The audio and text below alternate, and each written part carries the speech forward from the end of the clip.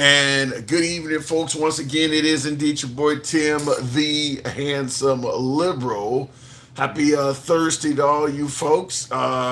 Today's show is going to be going in a variety of directions, but as always, um, I do have topics as well. But like I said, this is one of those shows where you can direct it as well with your own questions, in fact, as well. So give me a minute to make sure I got all my platforms operating right. So what we're going to be talking about is the simple question I'm going to pose to you folks. How do you think we're looking to the rest of the world? You know, the whole notion was that under Biden, the world didn't respect us. We were a laughing stock, military dilapidated. Do you believe that has improved under President Trump? Do you believe the world is looking at us in a more respectful manner under Trump? Because that was the claim that America was no longer being respected under Biden. So now that we got Trump, do you believe he has corrected that? I'd be curious to know your answers on that. So what we're going to get into, and before I even get into some of the topics, I do want to. What day did I say it was? Today is Wednesday. What day did I say it was? Happy Wednesday. What day did I say? Did I say Monday? Okay, let me know. Because now that you pointed out Wednesday, I'm pretty sure it sound like I gave the wrong day. Yes, because he's not letting countries take advantage of us. I'd be curious to know who Thursday. Oh, I said Thursday. Okay, well, it's almost Thursday. Who was taking advantage of? Somebody in the comments is saying, yes, we're more respected now under Trump than Biden because Trump is no longer letting countries take advantage of us. I'm curious, what country was taking advantage of America under Biden or Obama or Bush, et cetera, and how are they doing it? What country was taking advantage of America and in what way? I mean, we've been a superpower under all of those presidents. We've been one of the wealthiest countries under all of those presidents. We've had more influence in NATO and world affairs under all of those presidents. So who was taking advantage of us and how? Now in the comments, Mr. Bree says our tax dollars going everywhere. I suppose that argument could be made depending on whether or not you. I mean, everybody has their own opinion of where they want their tax dollars to go. A lot of folks did not want weapons going to the Ukraine, for instance. That's a waste of our tax dollars, as some would say. Okay, what about Israel? Do you favor your tax dollars instead going to Israel versus the Ukraine? The Ukraine's fighting a self-defense operation. Israel's all about offense now. Are you happier now that under Trump, less money's going to the Ukraine and more is going to Israel? So when you say our tax dollars, everybody got their own opinion of what they want their tax dollars, where they want their tax dollars to go. USAID, a lot of tax money going to USAID. That was very unpopular to the Republican Party and folks on the right. Okay, so we stopped sending money to USAID, and Trump is now taking a lot of that money for his own personal pet projects, and the right is suddenly okay with that. So it depends on where you want your money going. I'm going to just tell you myself personally, I would certainly rather my money go to some sick or dying kids in Africa or in the Middle East somewhere than to refurbish a jet for President Trump. That's unnecessary. I mean, $400 million on that jet could feed a whole lot of kids for a long time. When we're only sending them shit like flour and wheat and rice, you realize how much of that you could buy with $400 million? That's just what he spent on the jet. We're not talking the ballroom and his arch and putting his name on the Kennedy Memorial and all. So when we talk about, we don't want our tax money going somewhere, everybody has their own opinion of that. But that's what has happened is we've stopped sending our tax money overseas. And President Trump has started kind of living a more lavish lifestyle with a lot of it himself. Maybe that makes some folks feel better as opposed to going in a manner towards socialism, let's get rid of socialism and get rid of all these entitlements. I'd rather get the money to Trump. Let him do what he wants to do with it. Some folks feel that way because Trump's quality of life is significantly improved, and we've cut those projects for the poor and overseas stuff. We've cut that, and we've kind of just given the money to Trump. Anyway, looking in the comments, I'm thinking he's about to bankrupt the country, says Big Dog. Hopefully not.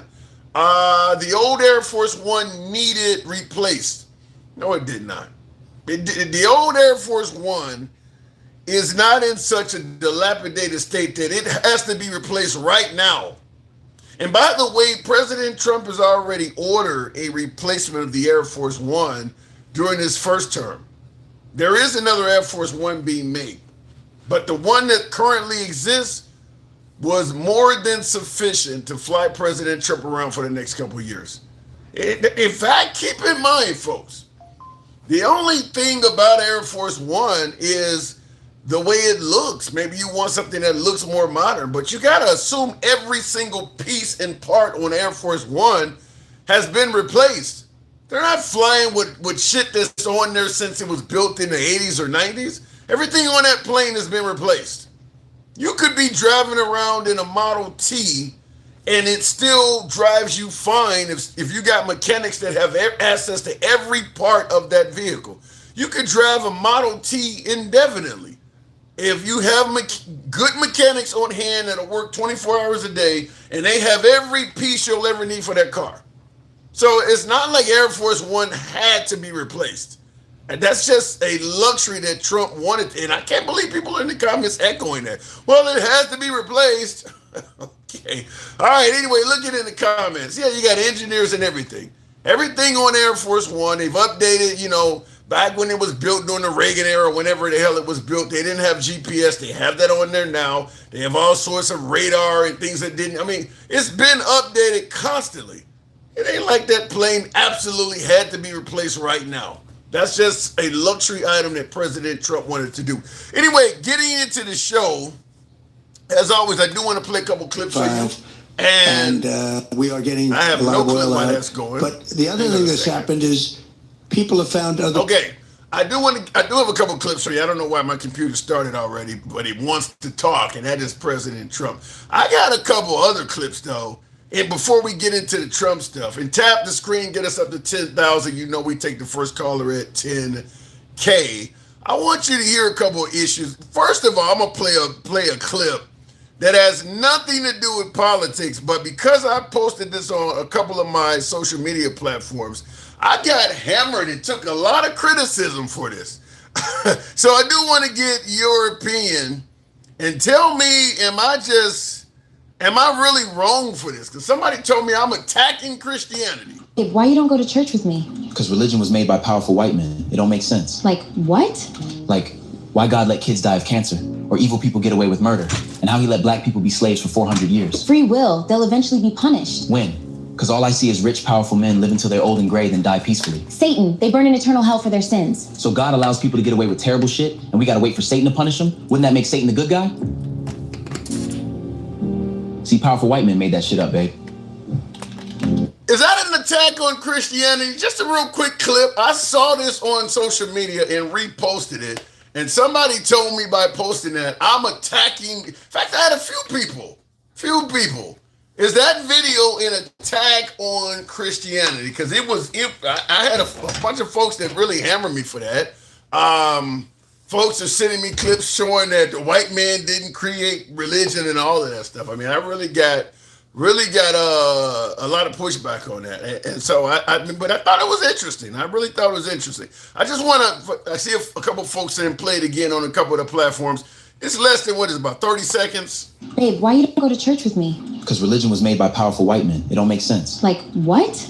Like, why God let kids die of cancer, or evil people get away with murder, and how he let black people be slaves for 400 years. Free will. They'll eventually be punished. When? Because all I see is rich, powerful men live until they're old and gray, then die peacefully. Satan. They burn in eternal hell for their sins. So God allows people to get away with terrible shit, and we gotta wait for Satan to punish them? Wouldn't that make Satan the good guy? See, powerful white men made that shit up, babe. And Babe. and obviously this is an animation, but the animated version, the facial expressions actually fitted pretty good. You see the girl there is like, what the fuck did he just say?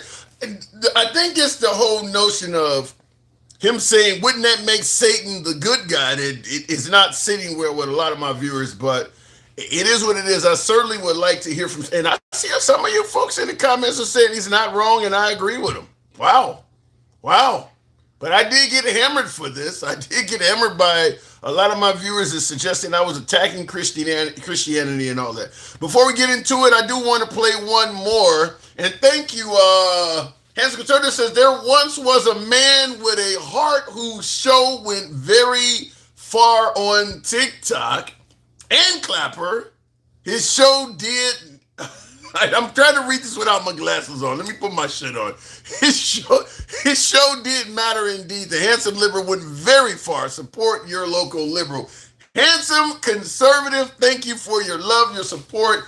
I appreciate that. Thank you very much. Now, this other clip, appreciate that, Handsome Conservative. This other clip is not as controversial, but I do want to run it by you. This is Officer Tatum.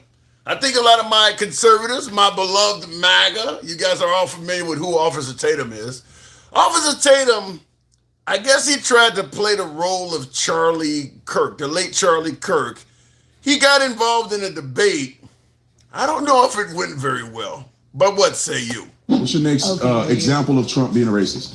When he reposted the Obamas as monkeys. Now, he did not, he already said that he did not post that. It was somebody on his staff, and the post wasn't even about that. That was a real, and then when it came out, he denounced it. He said it was wrong. It was on his account already. One of the staffers posted it. Why would one of his staffers even have that? Even if it wasn't him, you're making the why post would sound he like not the post was post it? about that. It was a meme created by somebody else. And Are you really depicting black people as monkeys? Like, that's crazy. And Hillary Clinton was a pig, and it was all kind of people depicted as animals. It wasn't just about Barack Obama. Did Donald Trump make the video? Has any other president done that? Did Donald Trump make the video? Has any other president done that? No, you're blaming him. Did Donald Trump make the video? I don't know if he made it, but it doesn't matter. It's about what he posts. Did he denounce what that represented? If I posted something that said "kill all of X people," that's what I believe, right? It's not true. Even if I didn't type it out, that's not true. Put it in Canva and then post it. It's still what I believe. If somebody posted some offensive on your account and you denounce it, is that a fair statement to say you don't believe in that? No, I don't think that's true. I would like to be held accountable. He said he didn't believe. If I hired someone to post on my behalf and they posted racist statements, and you said that would be on me. What's your next? Now they're debating over the post. We talked about this at length. We had about 3 or 4 lives on this when the clip of the Obamas looking like apes appeared on Trump's Truth Social account. You hear Officer Tatum stating that President Trump did not post it and he denounced it. I'm going to be honest with you. I covered this in length with a lot of you folks on here, and I don't recall Trump denouncing this. I don't recall. If I'm sitting in front of Officer Tatum, my first question is, denounced it in what manner? I do not recall President Trump denouncing this. I do recall him denying that he posted it and it came from a staffer. The staffer was never named, and there was no mention of the staffer being disciplined in any way. We were just told some other individual posted it to his account and he didn't do it, which the woman in this video asked a legit question. Why is your staffer even doing this? And he started deflecting back to Hillary Clinton was on there as other animals and shit like that. I don't know, but I don't recall Trump ever denouncing this at all. But, you hear him saying this whole post is Tatum stating that Trump has never done anything racist. Go figure. We'll end up getting into that. So getting into the meat and potatoes of the show, and tap the screen, I recall Trump laughing about it, says JG. I recall a whole lot of MAGA laughing about it because we talked about it. We had it on the screen behind us. MAGA thought it was hilarious, but I don't recall Trump really denouncing anything that came from his account, because we covered also him post his account featuring a video of people yelling white power. I featured a video here of his account posting pictures of This allegation that 80% of white homicides are committed by blacks. There's a lot of things that have come from his account. I don't recall him apologizing or denouncing any of it. So what Officer Tatum is saying, and somebody mentions the Jesus photo, yeah, him portraying himself as a physician that looked an awful lot like Jesus. Another photo of him posted as a pope, dumping shit on protesters, Biden hog-tied in the trunk of a car. I mean, his account has featured a whole lot of stuff. I don't recall him actually denouncing any of that stuff. So what Tatum is saying is kind of shocking to me. And like I said, everything I just mentioned, we've covered all of those things coming out of his account. We've covered all of that stuff. Anyway, so I'm going to get into the show, and we'll end up playing the other clips I got to talk about. But I do want to roll the show on. You guys have certainly been, I appreciate you tapping the screen. We're over to 10,000. In the comments, Michael Jordan from the dollar store. What are you saying? And I see somebody say the election was stolen. Show me some evidence. You got me on your side. I haven't seen the evidence of the election being stolen. But we'll go straight to the one and only Mike, the boss. Good evening, Mike. Officer Tatum says the man denounced it. What say you? Man, first of all, he ain't nothing but a TSS, a TSC.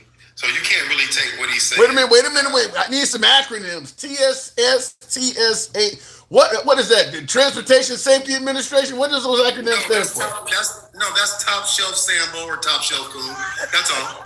It's either you pick one. You can have either one. You pick one. Top Shelf Sambo, Top Shelf Cool. Okay. Either way. And for my audience at home that may have no clue what you're referring to say someone is a Sambo or a coon, could you elaborate a little bit more in detail? Because yours truly, I have heard that synonym being used on me. So could you please explain? I know, it is not the same, and I've always pushed back on that because there's levels to this shit. That's why I said top shelf. When you get your margarita, you order a top shelf margarita, go to the top. So what am I, a discount coon? You might be like a tequila 1800 coon. Oh, come on now. You might just be like, you might be one of them low tequila. But anyway. So I'm like box wine Sambo. Yeah. You might have box wine moments. All right. So explain this shit. Explain this shit in detail to those who don't know what the fuck this is. Yeah. I'm gonna explain it. I'm trying to be very succinct. Mad Dog 2020. I see you, Gerald. Yeah. Any person of color that is going through Turning Point or Heritage Foundation to get educated on other communities is the top shelf coon and the top shelf sellout. Turning Point can't teach you anything about the realities of our communities. Nothing. Could you get better information from PragerU? Move. Thank you for the hat and mustache. What about PragerU? Maybe they might be better. Yeah, no, them either. You know, listen, you got to remember something, Tim. And that's why everything that everything that Brandon Tatum comes out of his mouth is from the Turning Point playbook. That's why he deflects. That's why he has to stay on his script. If you get him off his script, he can't finish a conversation. He's terrible at debating because it's just like talking to MAGA Reacts. If you're just talking about opinions, right? Talking about opinions and propaganda, you can have that conversation all day. When you say, let's speak about facts, that's when they lose. When he was on Jubilee, right? Okay. When he faced those 20 people from the left, he got dog walked on every single point. Because after the propaganda and the rhetoric, there's no substance. I've seen clips of it. I don't think he looks good here, to be honest with you, but I've seen some clips. I didn't see the full Jubilee spectacle, but I did see clips of it. But what about his claim here that Trump did indeed denounce the photo of Obama's as apes? It was a video, actually. Yeah, he didn't. And the reality is he didn't. The reality is they took it down. But Trump also has professed that he controls what goes on his platform and what gets posted. Now, let me ask you this.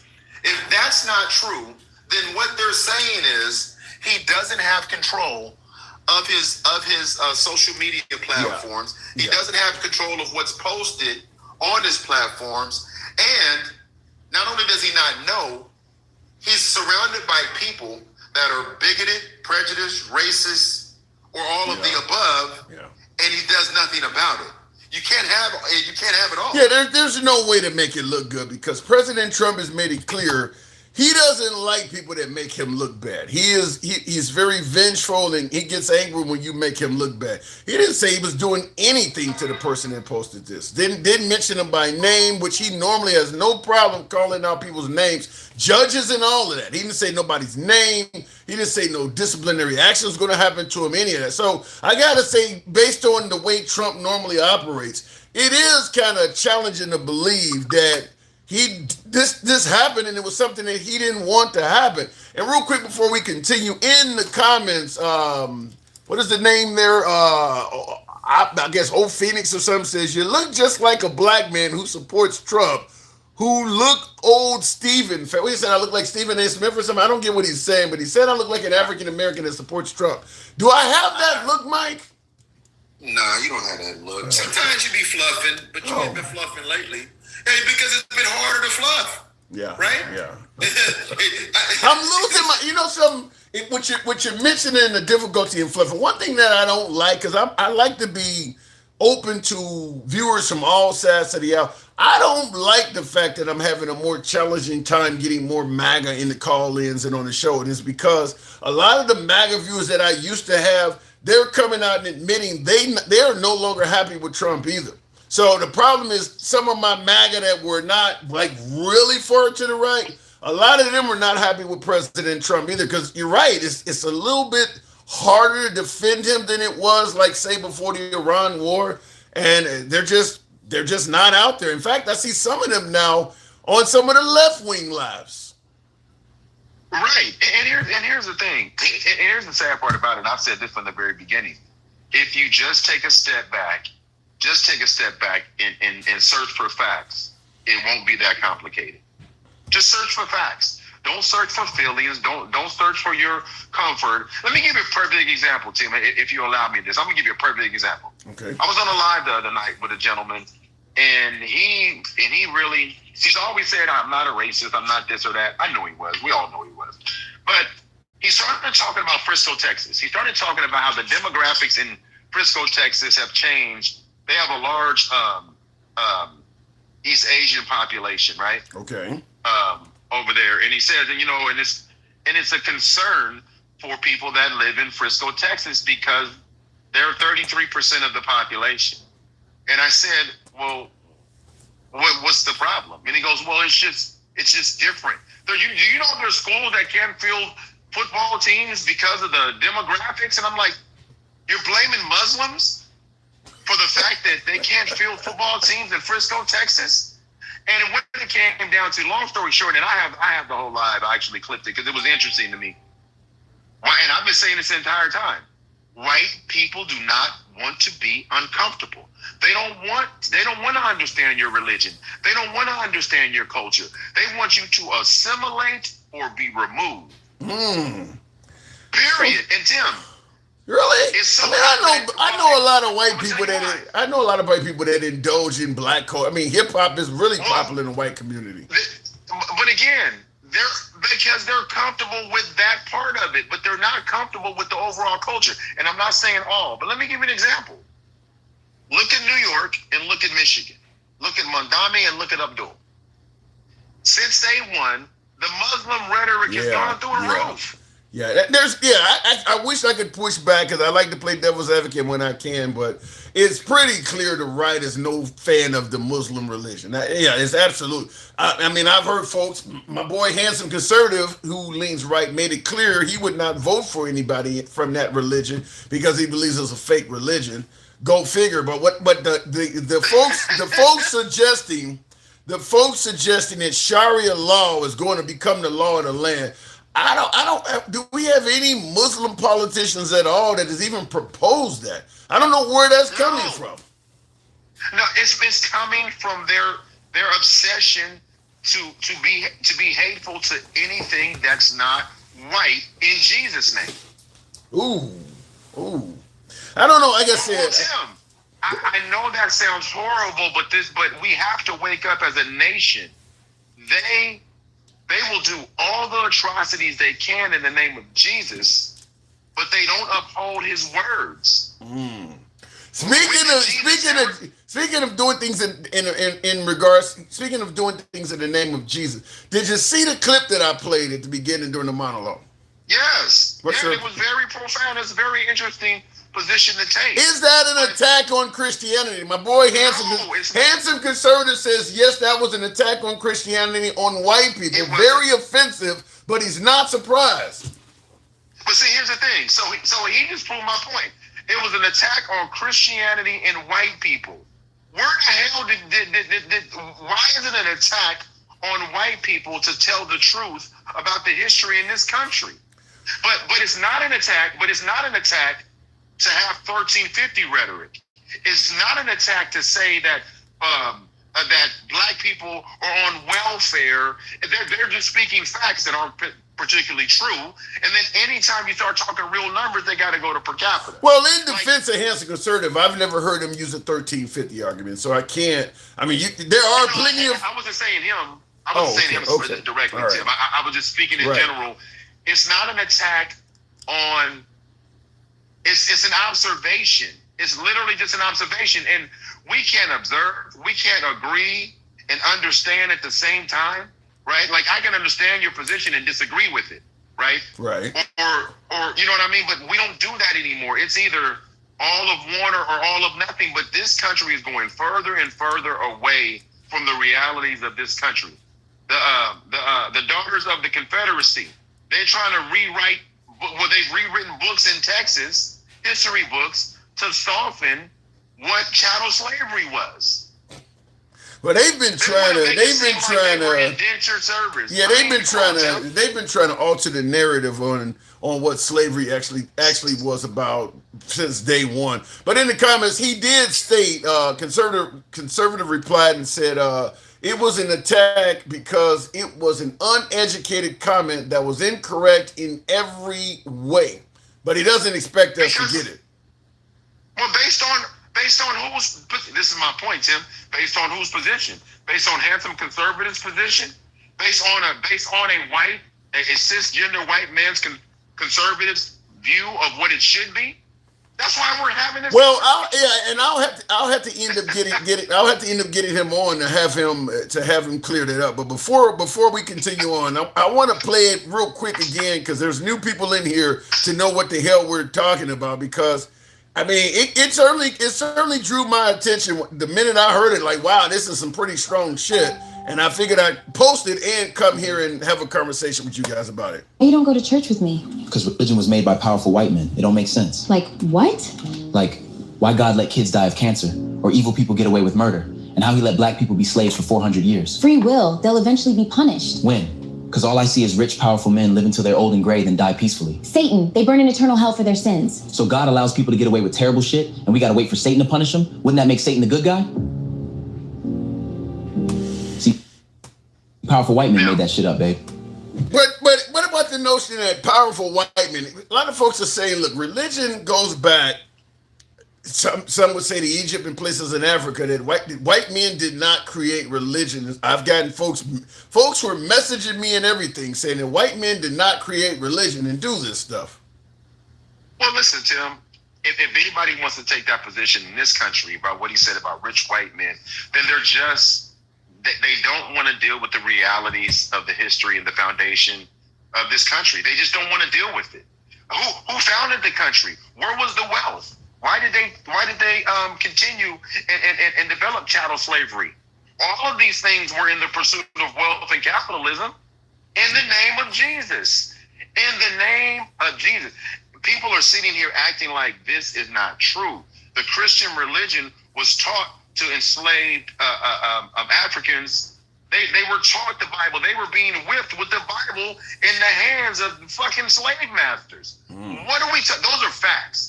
If you don't like those facts, or you want to embrace those facts and change the future, then do so.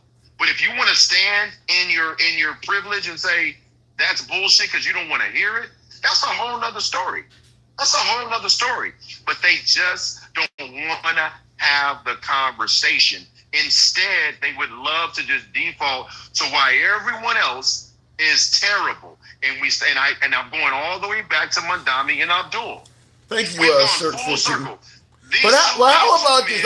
I got two comments for you. First, conservative says we're not talking about slavery, Jack. We're talking about Christianity, which goes all the way back to Egypt. And also the comment of someone else made a comment. My screen may have scrolled, but I thought it was worthy of hearing. Basically saying that white men did not necessarily create religion, but they did manipulate it.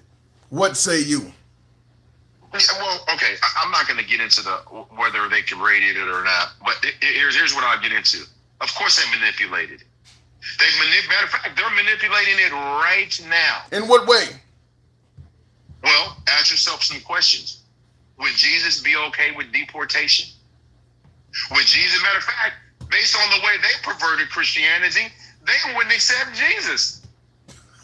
Wasn't Jesus an immigrant, Tim? Yeah. They would be looking to get Jesus Christ deported out of here. Well, I've said before, hold on, let's stay right there, Tim. Wait, hold on. We can stay with Jesus, but I've said before the whole anti-socialism, free shit stuff would invalidate the Last Supper because they would say that Jesus is giving away the bread for free, and all of this shit have to go out and work. That's what I mean. Everything that Jesus stood for, they don't stand for right now. Everything that he stands for, they are completely against right now. Right?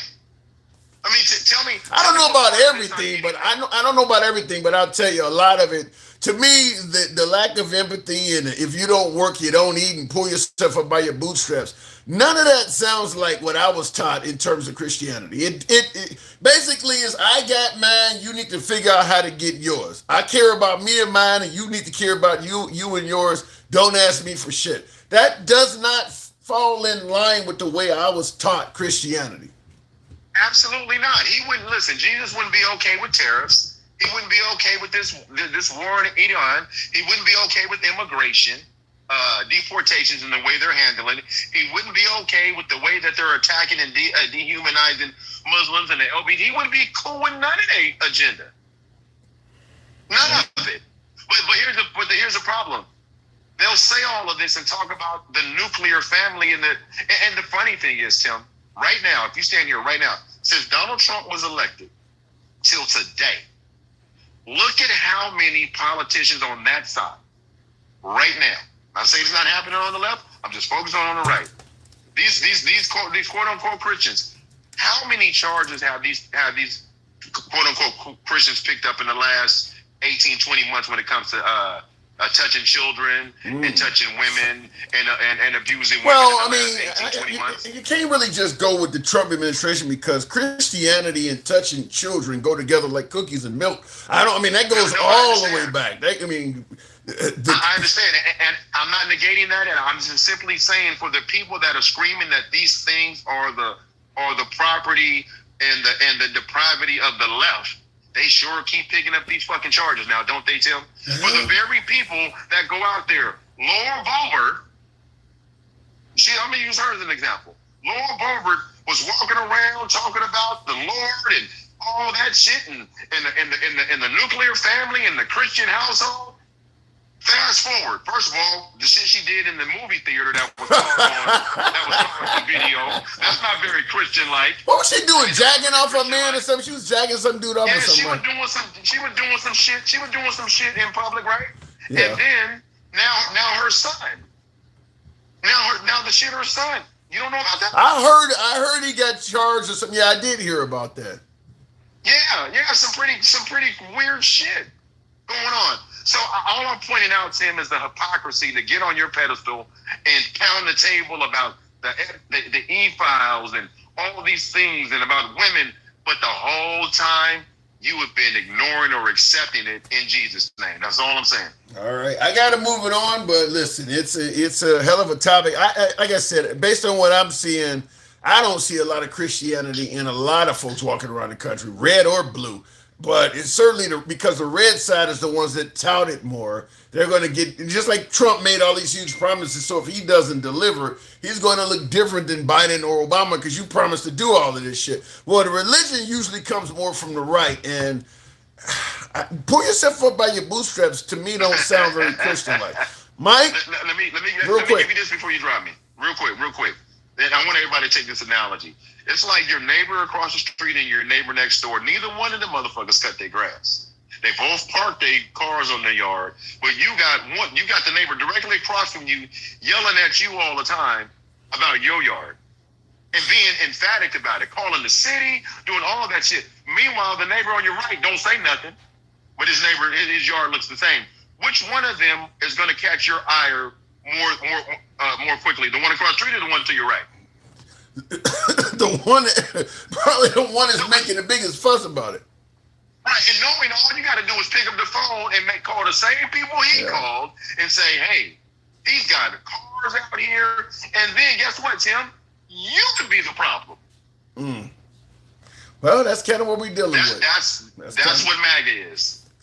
I'm sure I'll get some MAGA. I'm hoping to get something to clear up. Maybe they think you're talking some fuck shit. So hopefully And we'll you see gave what me some happens. time, too. You dropped me on my time last night for MAGA's punk ass. Well, you got extra time today, so I gotta go. Today, I'm watching the clock. Bye. All right, holla. Tap the screen, get the likes showing up to 40,000, if you will. The ones here read the Ethiopian Bible, says Arlita. And I see conservative says, clearly this man has not cracked open a Bible. If he has, he's Democrat Jesus all the way up.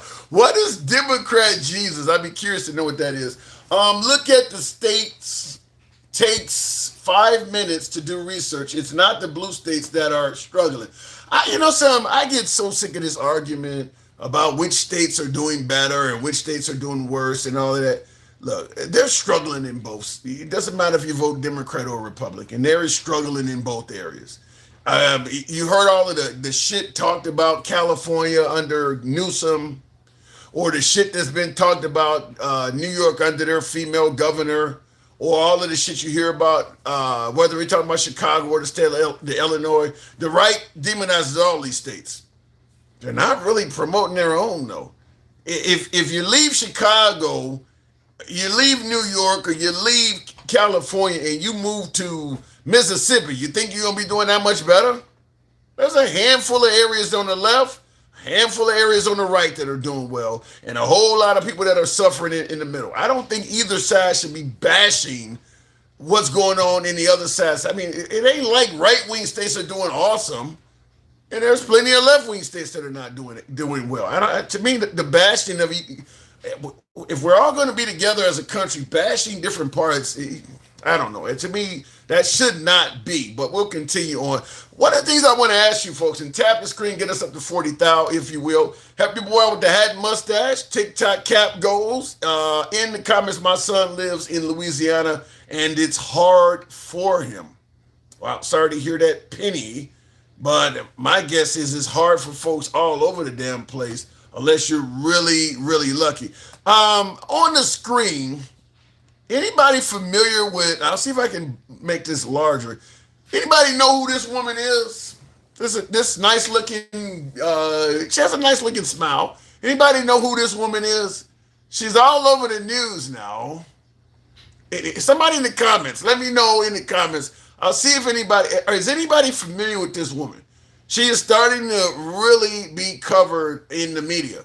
You're going to hear a lot more about her. I have other pictures of her. There she is there as well.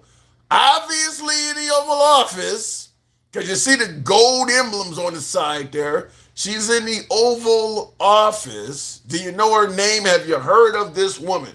She is starting to become well known. She's in her mid-30s. Younger than Melania, probably better looking depending on who you ask. She is it looks like a platinum blonde. Have you heard about this woman? I see somebody in the comments, Josie says Natalie Harp. That is accurate. I want to play a video for you. Her brother, this is her brother talking about her. I don't know if this woman if she's starstruck, if she's in love with President Trump. What was the name of the guy who tried to take... Almost straight's not going to be quite as important as it was in the past. I don't know what's the name of it. Was it Hinckley, the guy who tried to take Reagan's life back in 81? on behalf of his love for Jodie Foster. I don't know. She may be one of those types, but her brother also speaks out in this particular clip. Two sources, Preston, are telling CNN that your sister was involved, okay, back in October 2023, right? There was sort of a screaming match about who was getting in what car, and it turned out that there wasn't room for Natalie. So she insisted, she said no, Trump had personally asked her to come to this court appearance, so she needed to be in the car. Now, according to these sources, the end result is that your sister jumped into the trunk of one of the motorcade vehicles to go to the court appearance in Lower Manhattan. That's really funny. I didn't even know about that. I mean, what is your reaction to that? I mean, you're laughing, but I mean, is it funny or what? You know her, no, so no, that's it's why. not, I'm sorry. It's actually kind of sad. That's obsession. That's like an unhealthy obsession with someone. If you're going to jump into the trunk of their car, like. So I mentioned Maggie Haberman and Jonathan Swan's book Regime Change, Preston, which of course I know you've heard a lot about it, but in that, Natalie's name became known to a lot of people, right? Prior to the whole NATO plane incident, she was in the book as an important player, and her role, her importance to the president became clear. They report that she left him, the president, a series of letters in personal spaces where she told him, "You're all that matters to me," in one, and another one she writes, "I want to bring you joy." And then they say that Trump said, "Your sister is the only one who loved him as much as his wife and kids." So what is your reaction to this? Does this sound like her, or the person that you knew well, your sister? Yeah. I mean, basically. Listen to what he'll say. Listen to this. 16. She's had an obsession with. Gosh, how do I explain this?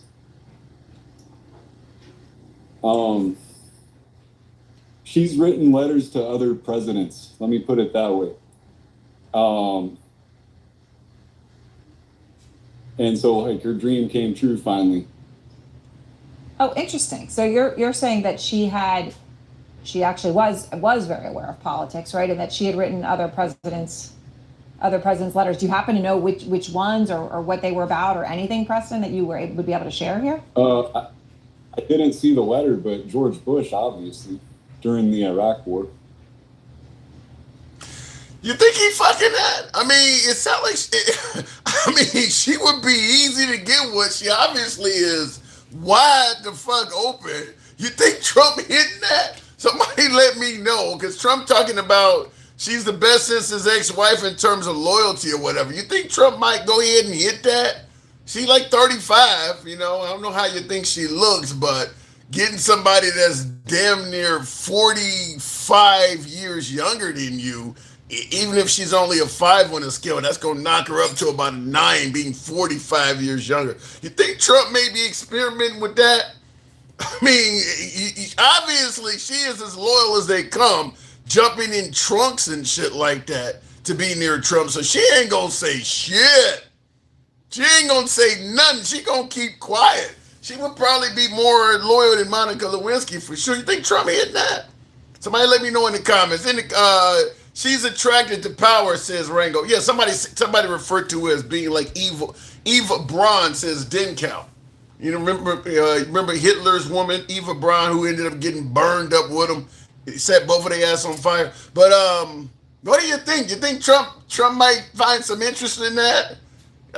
It's crazy that she was able to get to the president by just showing a bunch of interest. I kind of wonder what was in those letters for Trump to actually just let her in his circle. I don't know what education or what background she has, other than being very interested in being with the president and saying you'll be my all and all that, whatever the hell she wrote. She got plastic surgery to look more like Ivanka. Is that true? I haven't heard that. Yeah, I could see Cheeto dust all over her thighs. Billy, let me go back to the box. I tried to send some controversial truth to my church, but they do censor, and I didn't see that, Mr. TT, sorry to hear that. I didn't see that. No, absolutely not. That would destroy him, and he is smarter than that. You really think this would destroy President? Are you kidding me? Now, you gotta be kidding me. You're telling me if Trump hit this, it would destroy him? I gotta put a capital bullshit on that. The Epstein files with children. Allegations of children. I'm not saying Trump abused any children, but he certainly is at the very least protecting men that did. That didn't destroy him. The guy has had multiple affairs on many wives. Having one on Melania Trump, you think would destroy him? Destroy him in the eyes of who? Who the hell would have a problem with him stepping away from Melania and getting with an actual American? About time, born in the USA. Isn't that what the MAGA side likes? America. Yeah, fuck yeah. Anyway, let me go back to I don't think this would hurt Trump at all. I don't think stepping out on Melania and tapping that, I don't think it would hurt President Trump at all. I don't even know if it would hurt him with Democrats. It absolutely wouldn't. It wouldn't hurt him with MAGA at all. Let me go back to the box. Moo, the Tuxedo Cat. Good evening. Welcome to the program. But MAGA goes crazy about Harris.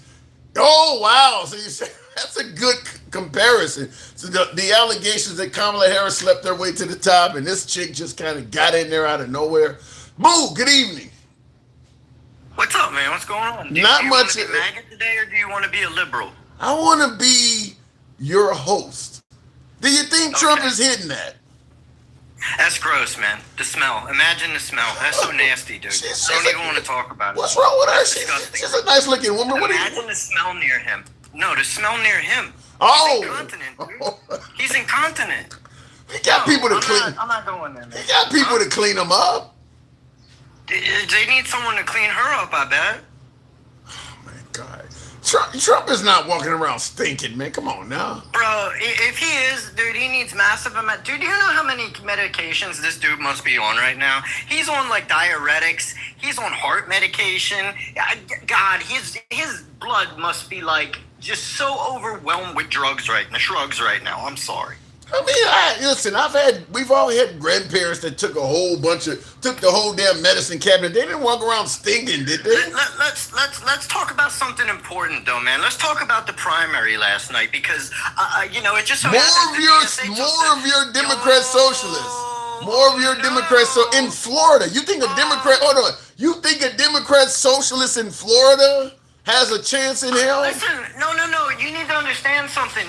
So that just means we can beat them in a primary in Florida. That means that we can beat some of their AIPAC people in Florida now. That's what I take that as, right? Okay. So eventually, if Florida ever does decide to go blue in a general election, we stand a chance now in the primary to get there. That's what that tells me. Okay, and they spent like $13 million. Yeah, and that was. did anything ever come about it? That was crazy. He had 17 times as much money, and she won. Yeah. Have the Democrats lost their mind in Florida? Socialists in Florida. You need to understand something, right? Like you keep on saying socialism up here, but when you have state officials in charge of a program, that's called state capitalism, my man. That's not socialism, right? Like we all think that Social Security is socialism, but people who say that are wrong. And people who say that Medicare is socialist is wrong because the means of production isn't in the hands of the people. So I don't know where these misconceptions came from, but that's not socialism. Well, I don't know. Florida, to me, the Democrats, you think the Democrats made a smart choice by going with a socialist candidate in Florida as opposed to a traditional? I think Florida made a wise choice in saying no to genocide, right? In saying no to people who take baby offer money and run on that shit, right? And I want to give a shout out to Debbie Weiserman Schultz, right? Debbie Weiserman Schultz is a carpetbagger who suppresses black representation in black districts, right? And you want to talk about how you want to have a big tent and you want to do this and you want to do that and you put an AIPAC shill in a black district. It's always been represented by a black person. Debbie Weiserman Schultz is scum. I don't know. Do you really think that even the socialists, you really think that they're going to, because AIPAC money is infinite. You really think that eventually we're going to get rid of AIPAC money in our politics? What is it?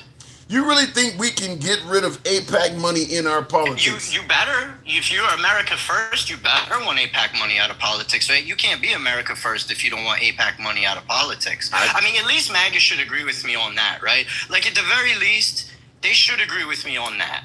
I don't know if MAGA really are America first, because they're following Trump with Cuba and Venezuela and Greenland and shit. What Trump is doing is not MAGA first, and they're still saying they love Trump. So I don't know if MAGA really are America first.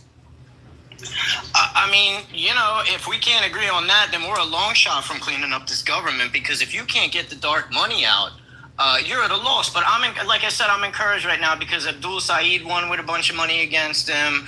Flanagan won. So we're picking up big wins, like the highest offices, right? They're all Senate seats, right? So it really looks like if the election does go as planned and Trump doesn't, you know, try to pull any schemes, the Progressive Caucus will probably have more seats in the Senate than the centrists will. Possibly. Well, the idea, I think most people believe Trump's going to try to interfere in some way or another, though. I mean, that's... Yeah, I understand.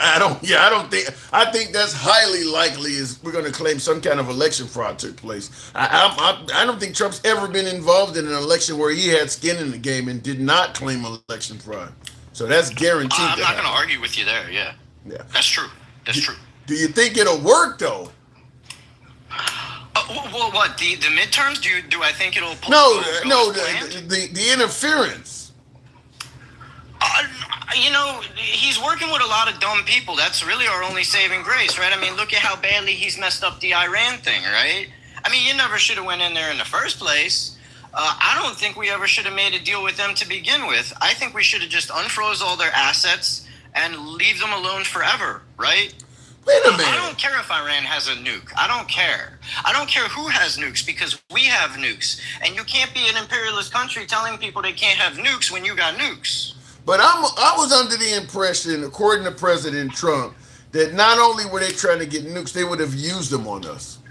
So the old leader had a fatwa against that, right? And you offed him. So good job on that, right? Like, they take their religion so seriously. And he had a religious fatwa against making nukes, right? And you offed him. Good job, guys. Great job. And now the son, of course, because America has been oppressing Iran for decades at this point, the son is even more extreme than the father. Well, so again, great job, guys. Well, right? well, I gotta say, if you took out as many of my relatives as we destroyed of his family, I would be thinking I had nothing to lose. You don't kill my dad, my mom. You killed my brother and sister. I mean, you injured me in that attack. Fuck it, yeah. I would be thinking I have nothing to lose. So yeah, of course. What do you think? What do you think is going to happen with the Palestinians that survived this thing, right? If any of them survive, they're going to hate us forever. And they have a right to, because look at what we did. And then you're going to be like, oh, well, why are they attacking us? Why did they say, oh, unalive America? Well, that's why. Because for decades now, since before Reagan screwed up, since it was Persia, Europeans have been trying to take away their country. And that's why they don't like you. So if we stay out of their country, well, they were Persia, right? So the Brits used to mess with Persia.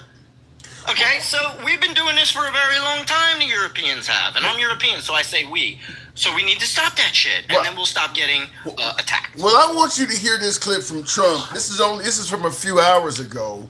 This is in regards to the Strait of Hormuz. Apparently, the strait may soon not be as pivotal, as important as it's been this whole time. I want you to hear this.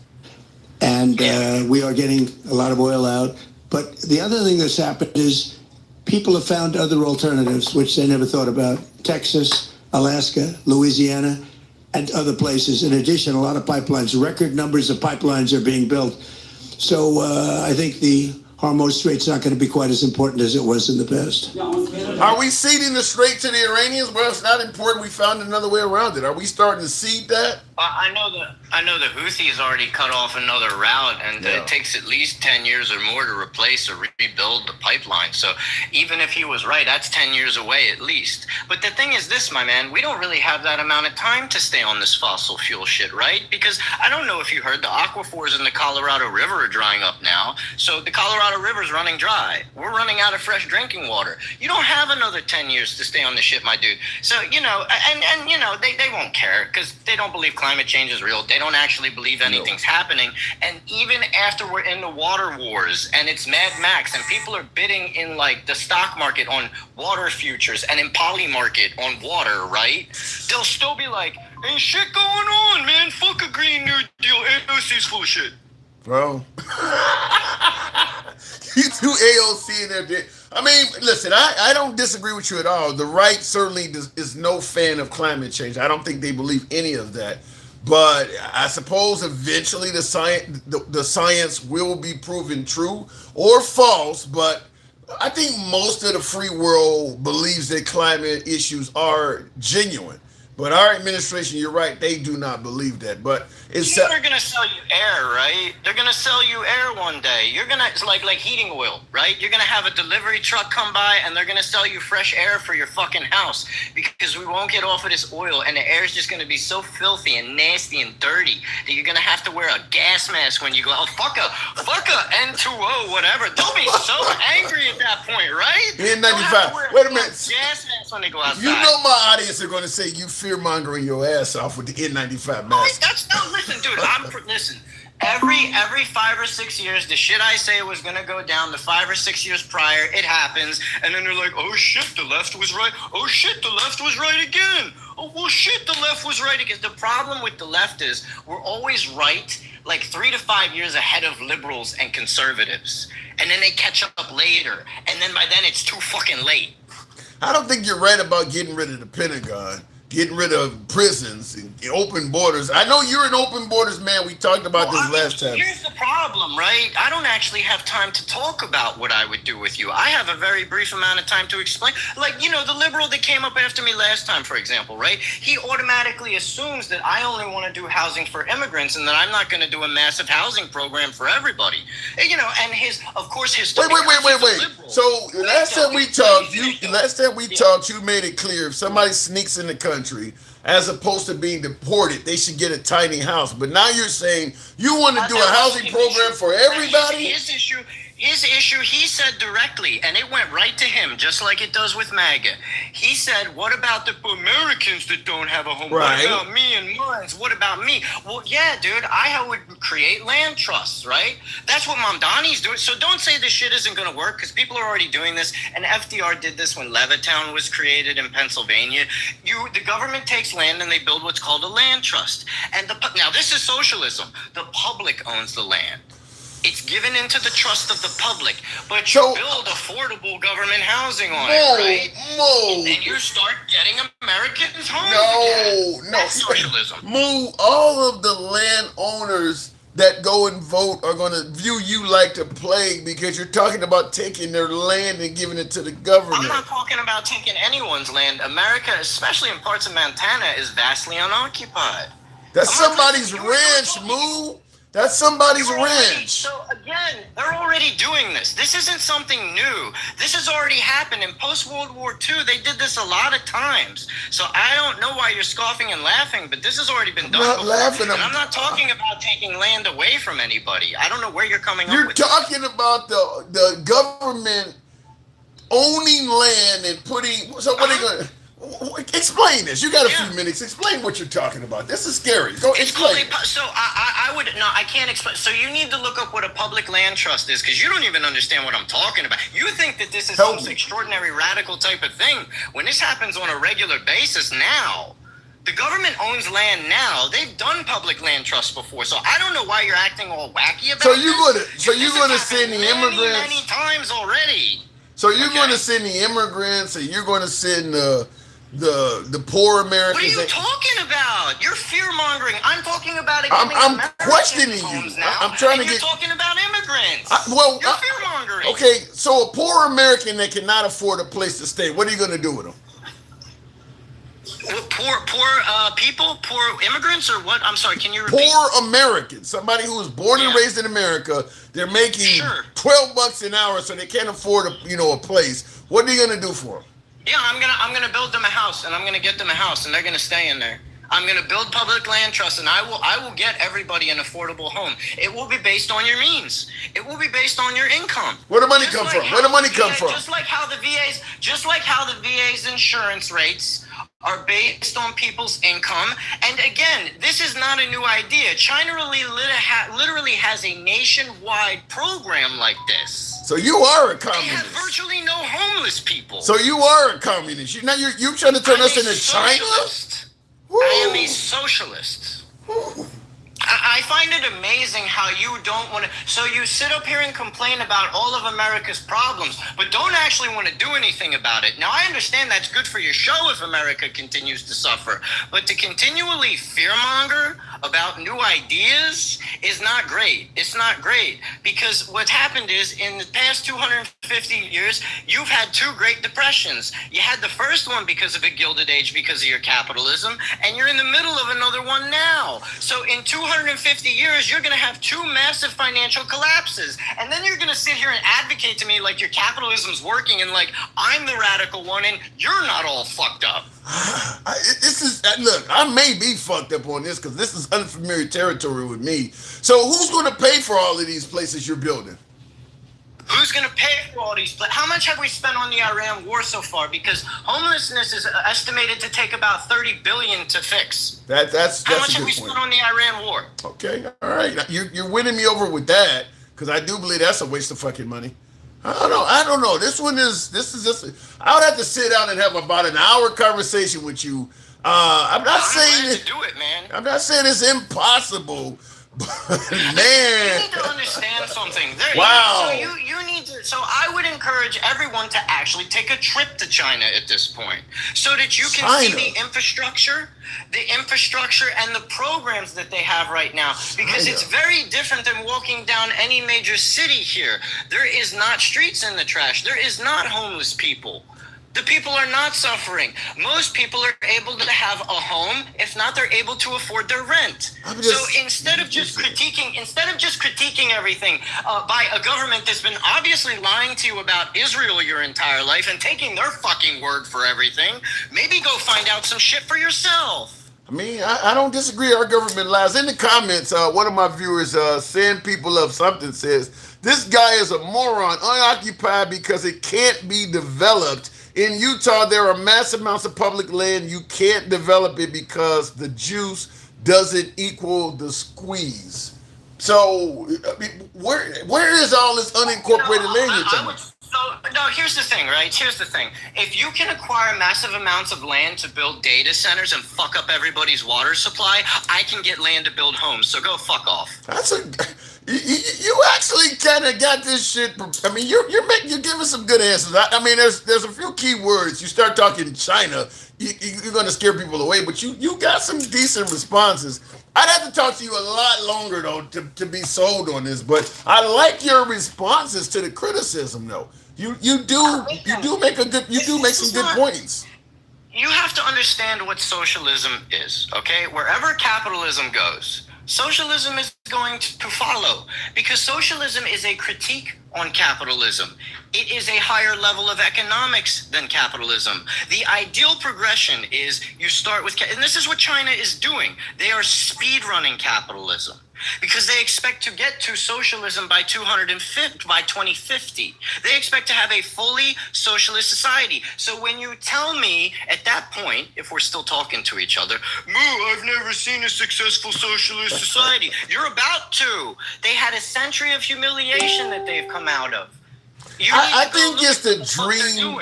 I think it's the dream of being ultra wealthy that we all have, even though we'll never be, that makes folks turn away from socialism. It's because we all are like, well, man, if I was ever in this situation of being rich, I wouldn't want to be taxed. Even though right now, taxing the wealthy would actually benefit most of us. But we're too busy imagining if we were rich, we wouldn't want it. You're never going to be rich, probably. So I mean, I got to move it on. I could certainly talk to you man. for a lot longer on this because this is very interesting. If you ever want to like have a longer session, you know, come over to my live, or I'll come over here if you ever want to do a longer thing, and I'll explain all kinds of shit because I do have answers. I'm going to have to bring a notepad because, yeah, you said some interesting shit. Moo, delightful phone call. Delightful call. I'll certainly come on your live and carry this on.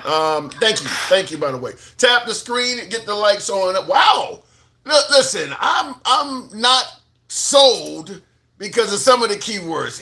When you start using China as a model, but I like his response of, shit, your government been fucking lying to you all the time about, you know, Israel or this country or that country. So when I say I don't like using China as a model, being candid, I'm saying that because of what my government has told me about China. I've never been there.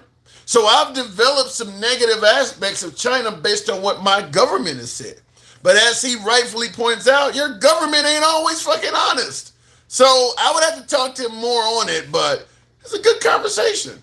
I feel enlightened. This is what I'm saying. I'm not a know-it-all. None of us are. I'm certain I'll get viewers on here that will trash what he said completely, and I would love to hear from you as well. Perhaps you could swing it the other way, and I'd like to hear your counterpoints as well. Tap the screen, get us up to 70,000. In the comments, and help your boy with the hat and mustache, particularly the TikTok cap go. Wow, 0. Germany provided homes and work in the 1930s. We can do the same to build war machines. We the rebel. Yes, and that's what he was talking about. I've said this before. When it came to us suggesting we can't give money, and thank you, Furback, when we started talking about we can't give money to USAID and all of the waste, fraud, and abuse Elon allegedly got rid of, I've been bringing this up constantly. We keep saying we don't have money when it comes to entitlement programs or things for poor people, but Trump keeps finding money for himself. We're telling everybody at the that are low on a socioeconomic scale that we're broke, but the rich keep finding fucking money. You keep finding money to give wealthy people tax cuts. And Trump is just building all of DC up all around him that most of the people are not going to have access to. It's mainly shit just to beautify his local surroundings. He keeps finding money to do that. We just found money to have a war with Iran, to build Trump-class battleships. F-47 jets are coming out. I mean, so it does, what Moose said does resonate.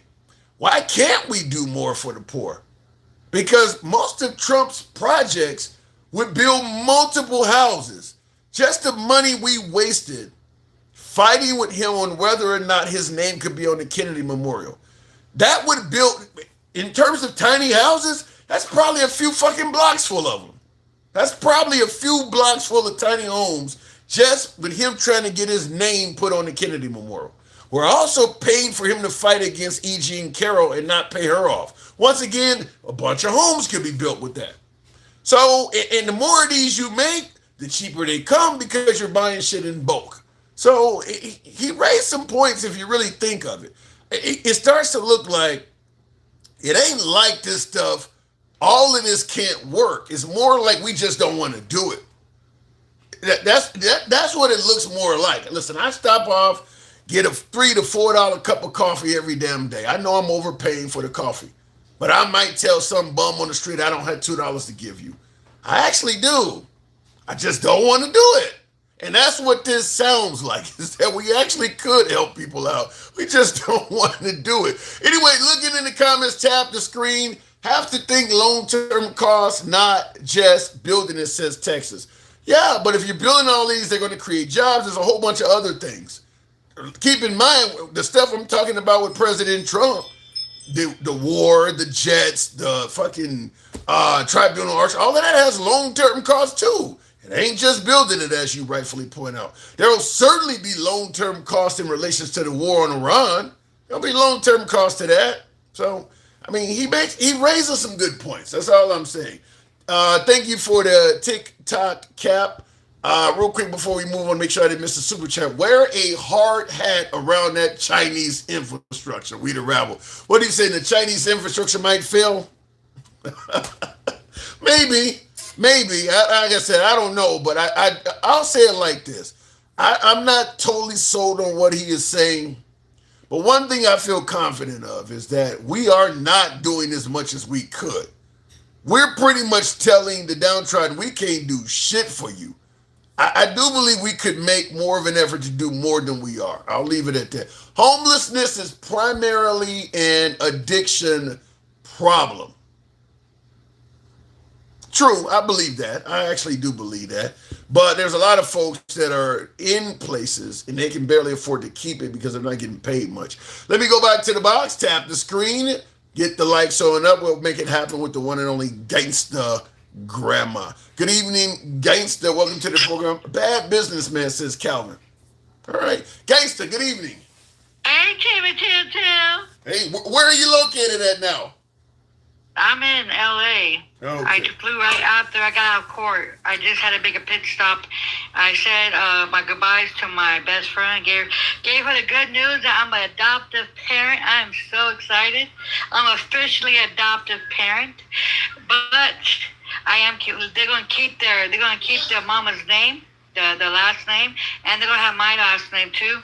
But it will fall off if they ever get married. But they're always gonna have their mama's name. You know what I mean? Congratulations for the audience at home. I was really bad off yesterday. I didn't do a live. We did not get to meet. So some of you folks, I know you guys are eager to hear about. It's in my inbox saying we was effing. Hell no. Yeah. I was not in good shape. Yeah, I was not in good shape yesterday. I didn't post any videos. I didn't do anything yesterday. So, but you wasn't bad. You sounded horrible. Yeah. That was so fucked up, Timmy Tim. I flew all the way over there and couldn't get no ding-a-ling. Ain't that some shit? You wanted some uncooked protein? I'm a white man, remember? Uncooked protein, dog. Like, damn, I couldn't get none. I'm just fucking with you. I'm back on the 14th, though. I'm coming back on the 14th. For birthday, my best friend's birthday's on the 15th. I gotta go put some. Listen, I was all ready for you. I had the Confederate sheets all laid out, smelling good. Damn, dog. Yeah, I had there you go with your old man looking at. I had my Confederate sheets all clean and waiting on you. Confederate sheets and all. You was gonna hog time our happy ass, but you're too sick though. No, but Tim, on some real shit. Let me tell you something. On some real shit, Tim. The economy is really bad. You know why it's really bad, Tim? Guess what I got in the mail the other damn day? Talk to me. From I have American Express, okay? I have very, very good credit, like way up there, okay? American Express is when you can pay your shit at the end of the month. They don't give you a damn limit. You feel what I'm saying? Mm-hmm. You pay it, and then you pay at the end of the damn month. I have a business one, and I have a personal one, right? I got a letter saying that they are tapping us. They are taking our shit from unlimited down. Now, that tells you something when the banks do that. Because they know some bad shit's coming. And I called them. I said, what the hell? I have never missed a payment. I've always paid my shit. That's how I get my food and shit up in here. Your whole life, Juice, is boring. Okay? Your whole life is boring, Juice. Humble your ugly ass. What did he say to you? I missed that one. Boring. He says you're boring. He says you're boring. Pookie. A black woman with good credit. All you white tea people here saying that we're on welfare and shit. Not this one. I'll say if there's one thing I've never heard anybody refer to you as gangster is boring. That's the first time I've ever heard somebody call you boring. He's just mad because I'm giving you some. I'm giving you some. You know what I'm saying, Tim? Well, MAGA Reacts is still demanding I provide proof that you're not a white person. I'm not white. I don't know. You can see in my pictures I'm not white. Just because I look light-skinned does not mean shit. Well, get the fuck out of here. You have features that are not necessarily resembling a Caucasoid. I mean, a Negroid. You got Caucasoid features. Oh, actually, I really do. Okay, really? I really do. My hair and shit. I promise you, I need oil up in my shit. Okay, and I never got piojos. Cedric Haney in the comments is suggesting that your pictures are artificial intelligence. What say you? Okay, go take my pics, bitch. Go take my pics. And it will tell you if there's AI. Because on my pics, when I have pics, it will say AI. Because you can't fake them, Pookie. You can't. You can't, bitch. So fuck you. And fuck your mama, too. With your, I'm a black man. I married a white, I married a snow roach. But y'all have to vote for the white team, man. Get the fuck out of here. Get the fuck out of here. Don't ever come at me, raccoon. Don't ever come at me and tell me my shit's AI. I got proof to back my shit. Because if you go on my things, and then I have my pictures laid out on my bed, bitch, and what? And what? You got a fan in the comments. All praises to you. I have proof shit to the white tea people. What the fuck? You got a fan. All praises to you. Says Gangsta Grandma is a good person. She adopted someone, that is very noble. Now you adopted 4 people or something like that, right? I adopted 4 of my god babies. Yes, I did. I kept them all together. I sure did. Why would I put, you know what, and, you know, when me and my best friend, I'll tell you something, Tim, when me and my best friend, we was friends for years when we was kids.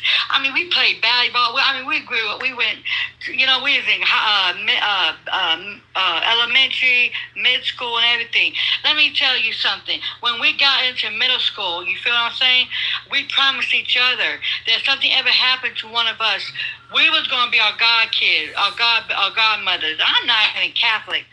But if something happened to me, she would have took my babies. Now she passed away, right? Yeah, she passed away from brain cancer. On her deathbed, she asked me, "Are you going to take my babies, or do I got to hand them to the state?"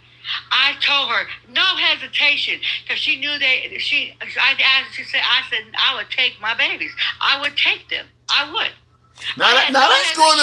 Hopefully that will change a lot of my viewers' perspective of you, because and somebody in the comments said you must got a bag, because that's got to be, let's be fucking real. I mean that's got to be costly to take on 4 dependents.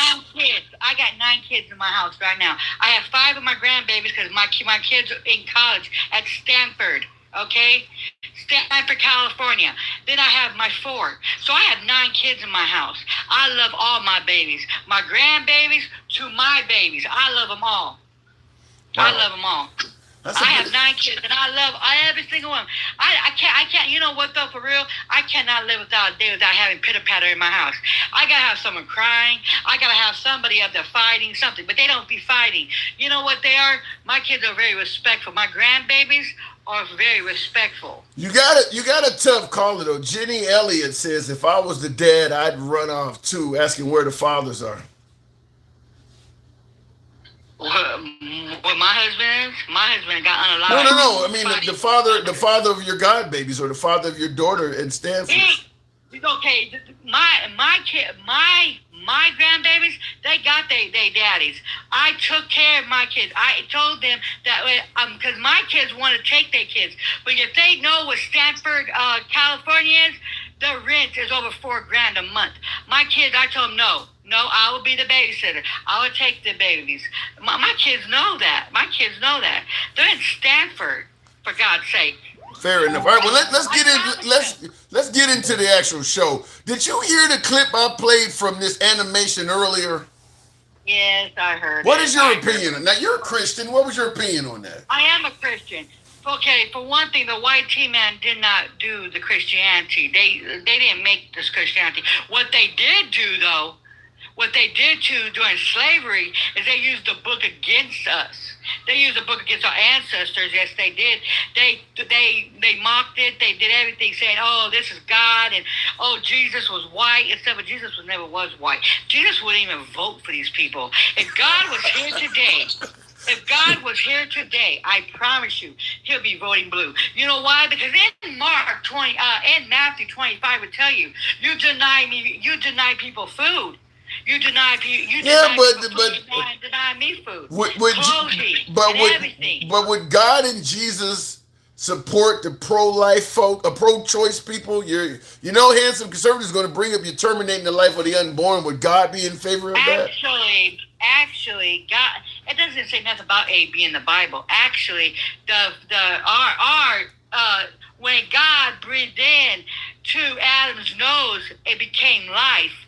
That was when at first breath is that life.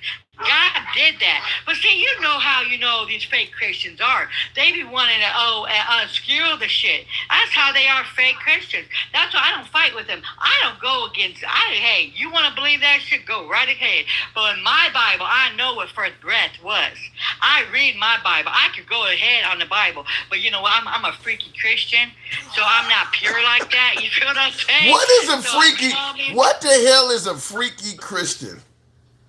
I know what my sexual is, and I love me some ding-a-ling, so I know I be sinning. I got you, Tim. I be sinning, Tim. I'm not supposed to be doing nothing with you, Tim, but we will be doing shit. But guess what? I am a freaky Christian. I'm just fucking with you, Tim.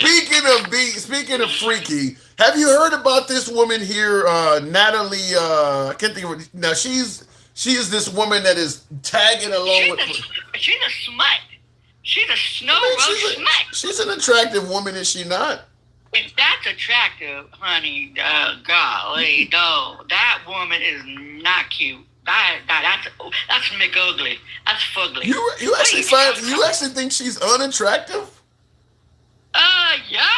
What's wrong with her? Snow roach. What's wrong with her? That's a complete snow roach, and that is like yeah, I'm good. I would never want to see her butt naked. That's just nasty. Oh my God.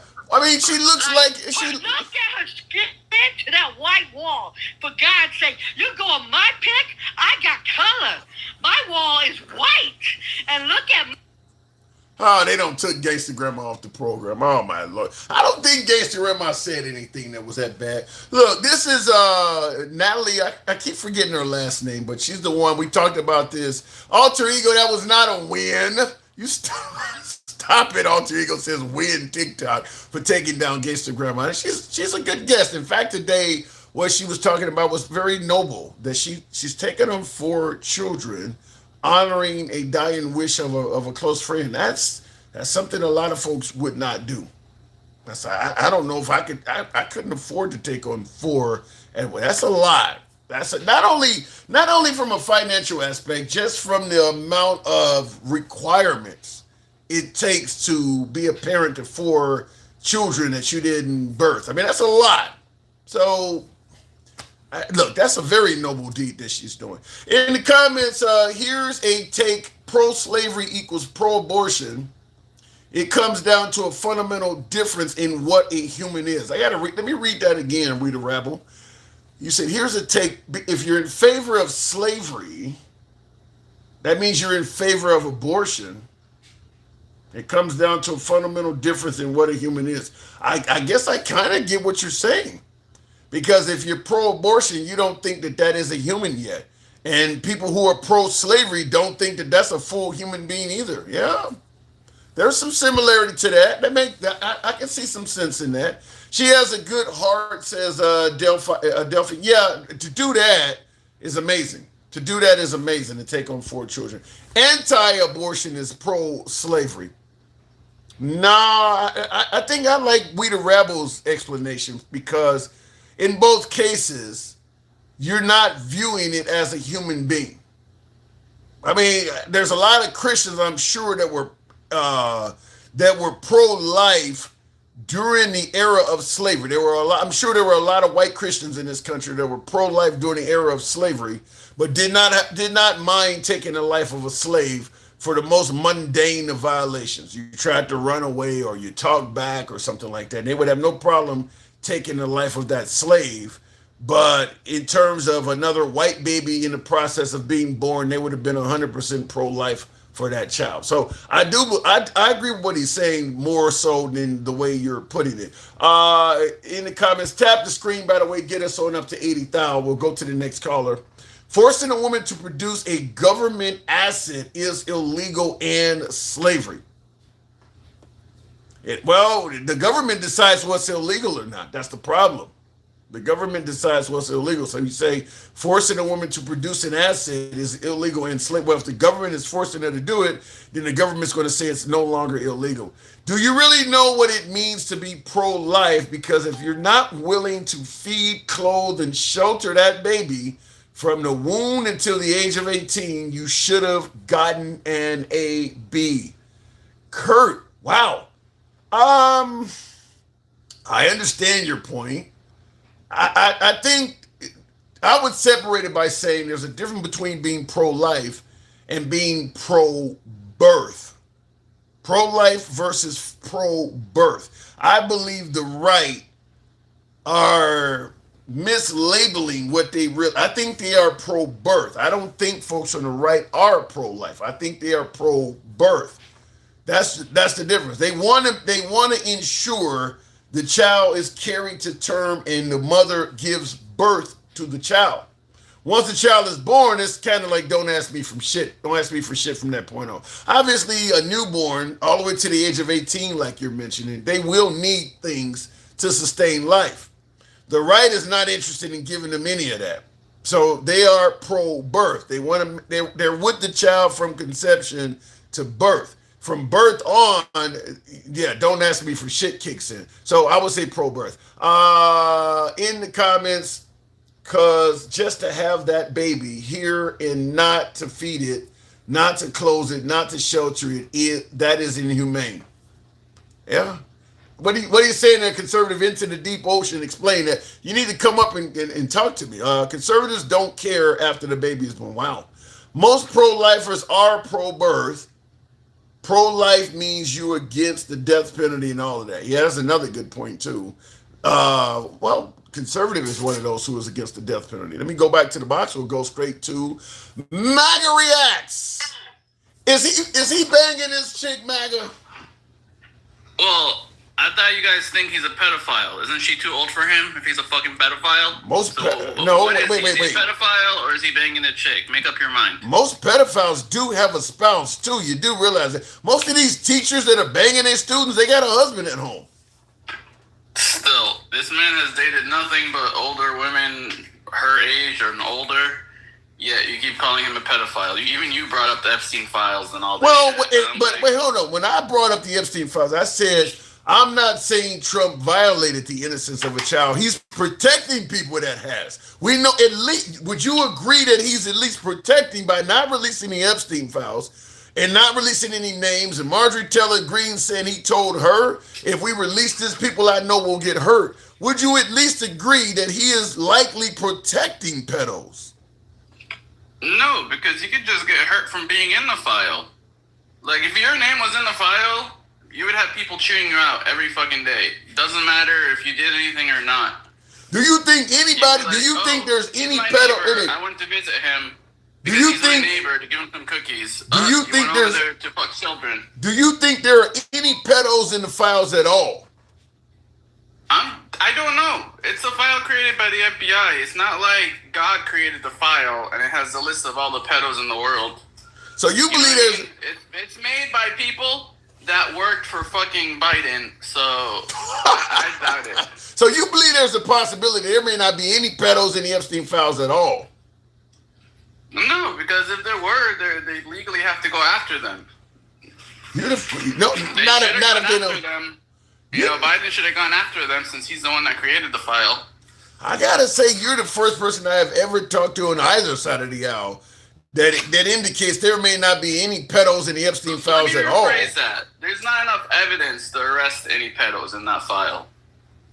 We don't know what's in the file. I know some idiot's gonna come up and be like, "Oh, you said it this way." No, what I mean is, there's not enough evidence to go arrest anyone. Otherwise, we would have. How do you know that? You don't know what's in the files. I don't know, because usually that's how the fucking government works, Tim. I don't know. You're the first. I gotta say, so far, they've released 2/3, and in the 2/3 they've released, there was like almost zero evidence of pedo. There's evidence of other shit that they went after in like England and shit, but they didn't arrest any. Like England gets credit for arresting pedos, but I'm like, they didn't arrest any pedos. They arrested people for doing other crimes that they found through the file. You do realize that the FBI interviewed some young girl multiple times who stated that Trump not only tried to force her to perform oral on him, she bit his ass. I mean, you realize that's in the files, right?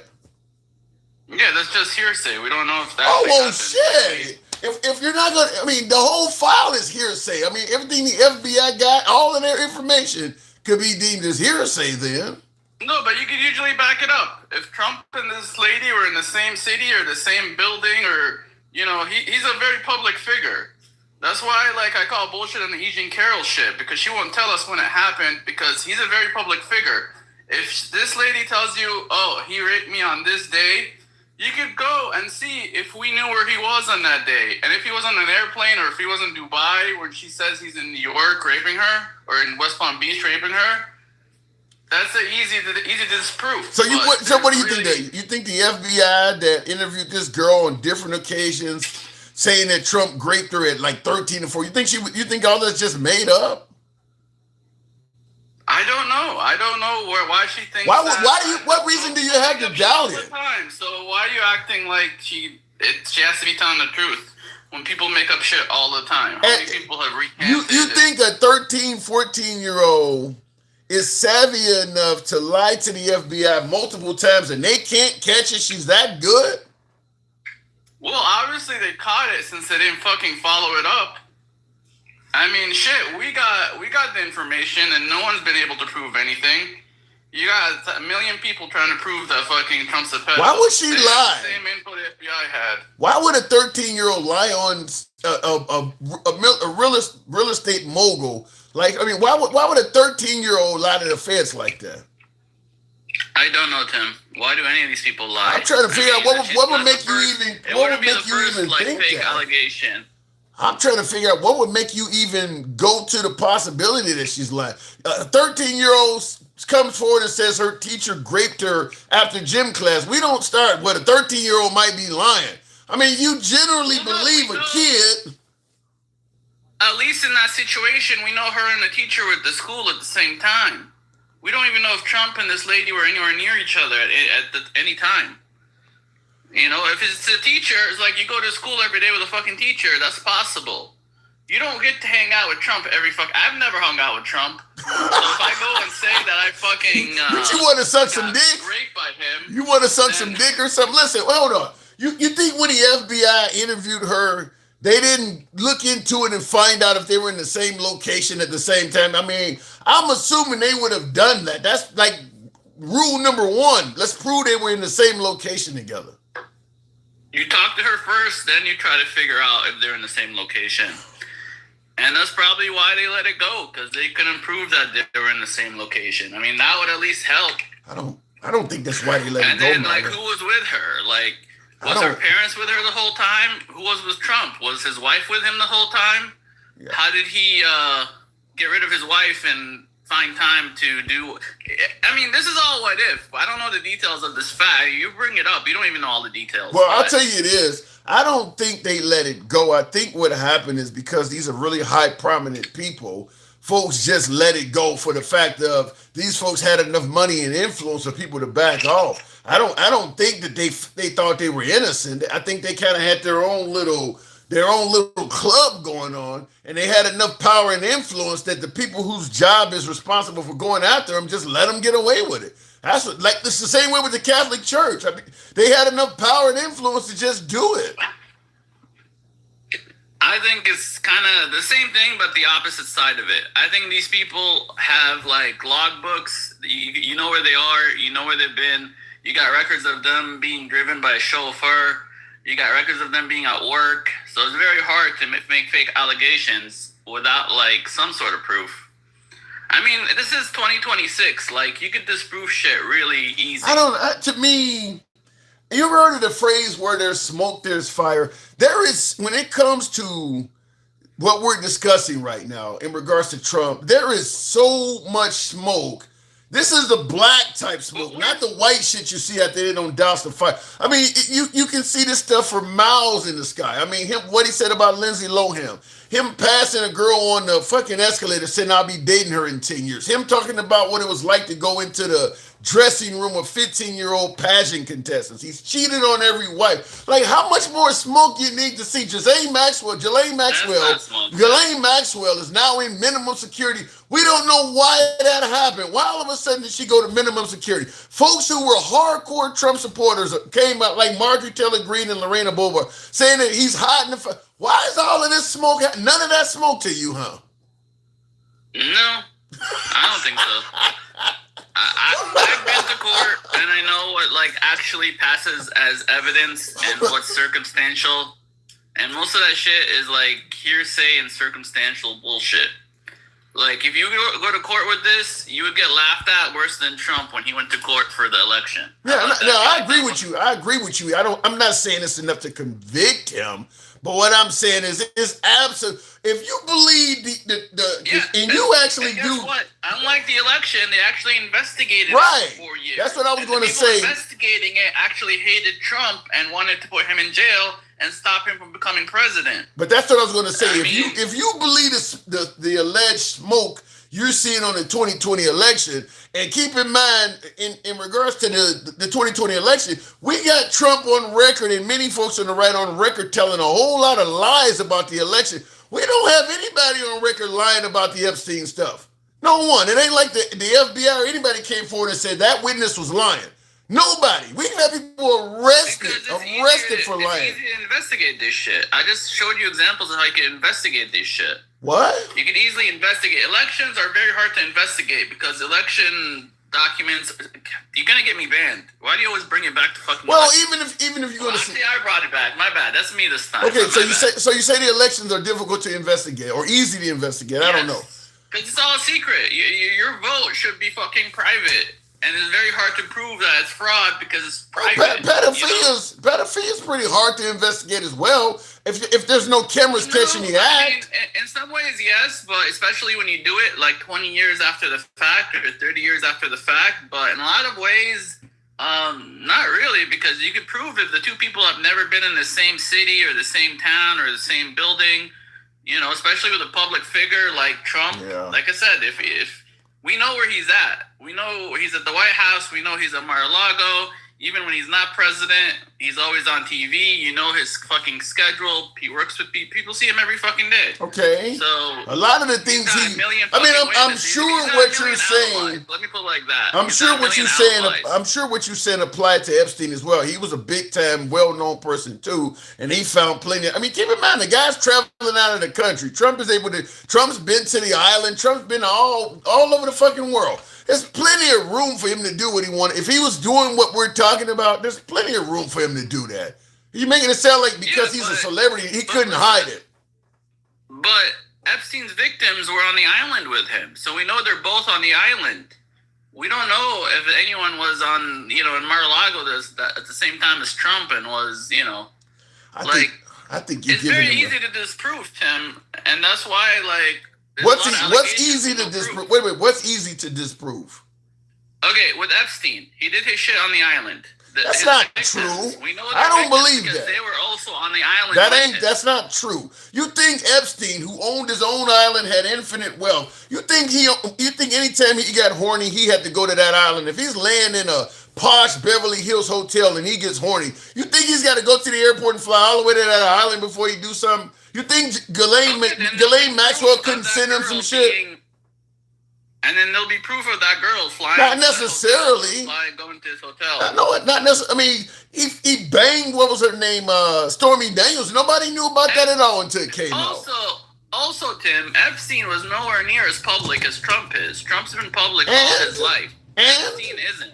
So he's got less of an alibi most of the time. He can sneak away to an island. You really think that Trump? TV, he's doing the Apprentice. You really think that Trump is so popular, was such a celebrity that he couldn't find any time to sneak away and get some? It was impossible to do that, is what you're saying? No, all I'm saying is he's popular enough where you have to be on point with your fake allegation. No, you have to know his exact schedule And to do it like a really good fake allegation, you gotta know where he's at, like this hotel on this day, and say that and have proof That you were man at that hotel on the same day.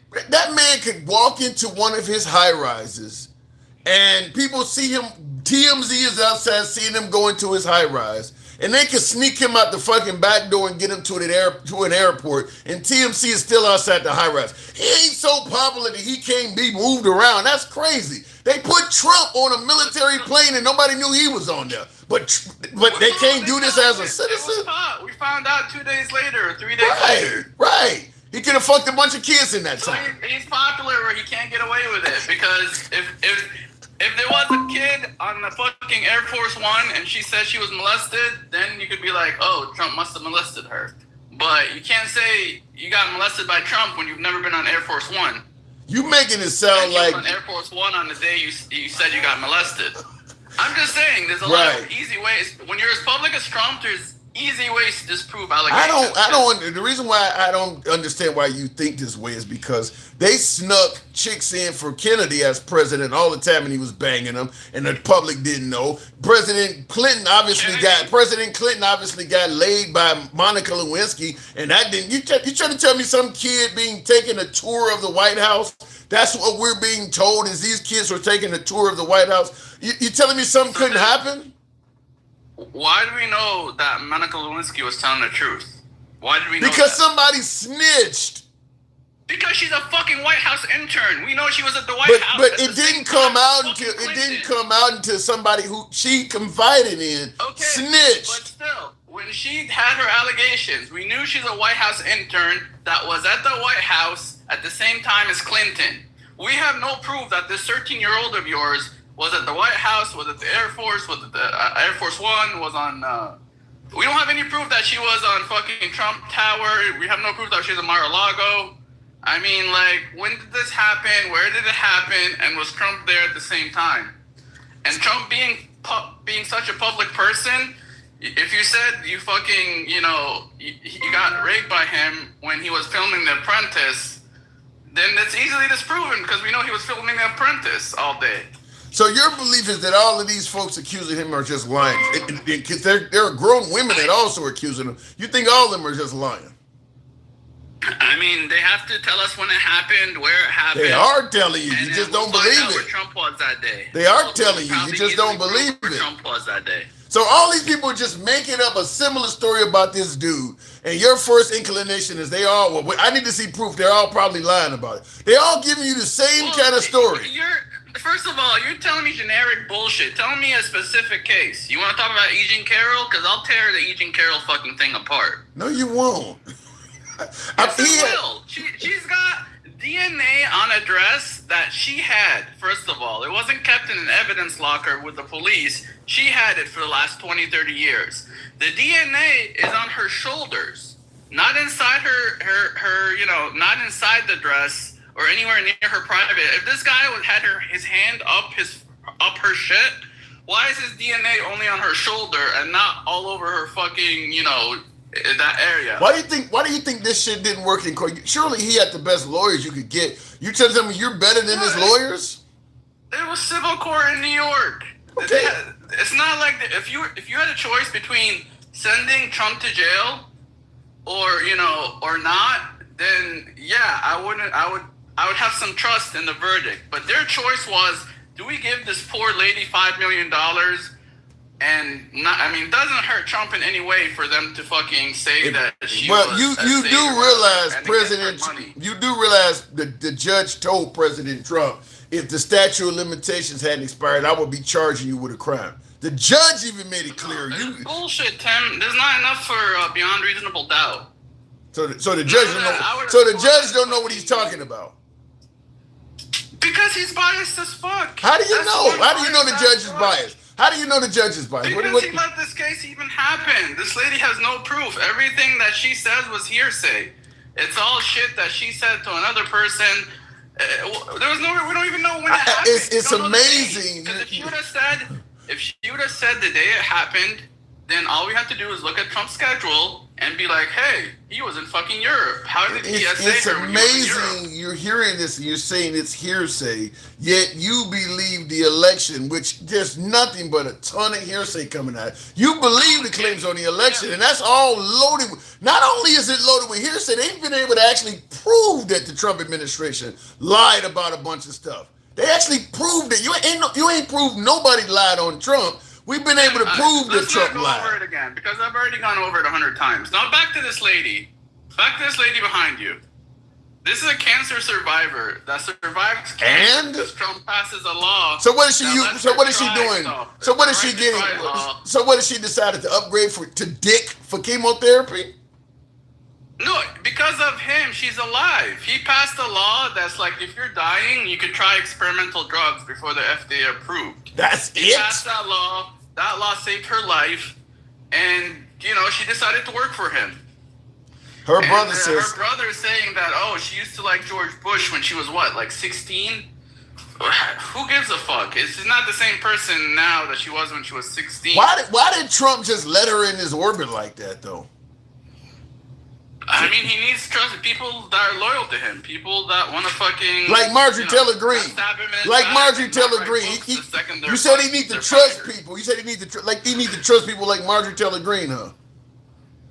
I don't know. I don't know what happened with MTG. Yeah, the Epstein list is what happened with MTG. Well, she's too stupid to realize that if they had proof that they would fucking go after him. I don't know. Again, the Epstein thing, there's so much unknown. I can't debate you until we know everything. And it's only unknown because of him. I doubt it. I think when the next person comes in, if they're a Democrat, they're not going to release the That files man either. right And now if they could. do, Right now, Trump could. if a- Right now, listen, Trump if a could Democrat snap his wins and fingers. they release the files, No, I'll pay you right $100. now, Trump could snap his fingers and everything about the Epstein file could be made public. The only reason we don't have that is he is not letting it be released. That's all that's stopping this. So The there's problem is that there's shit in there that hurts regular people, like the victims. I mean, some people are... the victims want it released. The victims want it No, but the released. victims you guys were also bitching that he had the victims' names unredacted and shit like that. Okay. I mean, there's Yeah, sensitive he released shit in there. that. He released the victims' information, but the suspects I'm have been not gonna kept. argue about shit that Yeah. I don't know what's in the missing pieces. I gotta If move I knew it what on. was in the missing pieces, I'd be like, okay. Okay. But I don't know. All right, I gotta move it on. It's interesting. Until you have proof that he's a real pedo, show me at least one girlfriend of his that's actually even young. I haven't seen a single young girl that he's dated.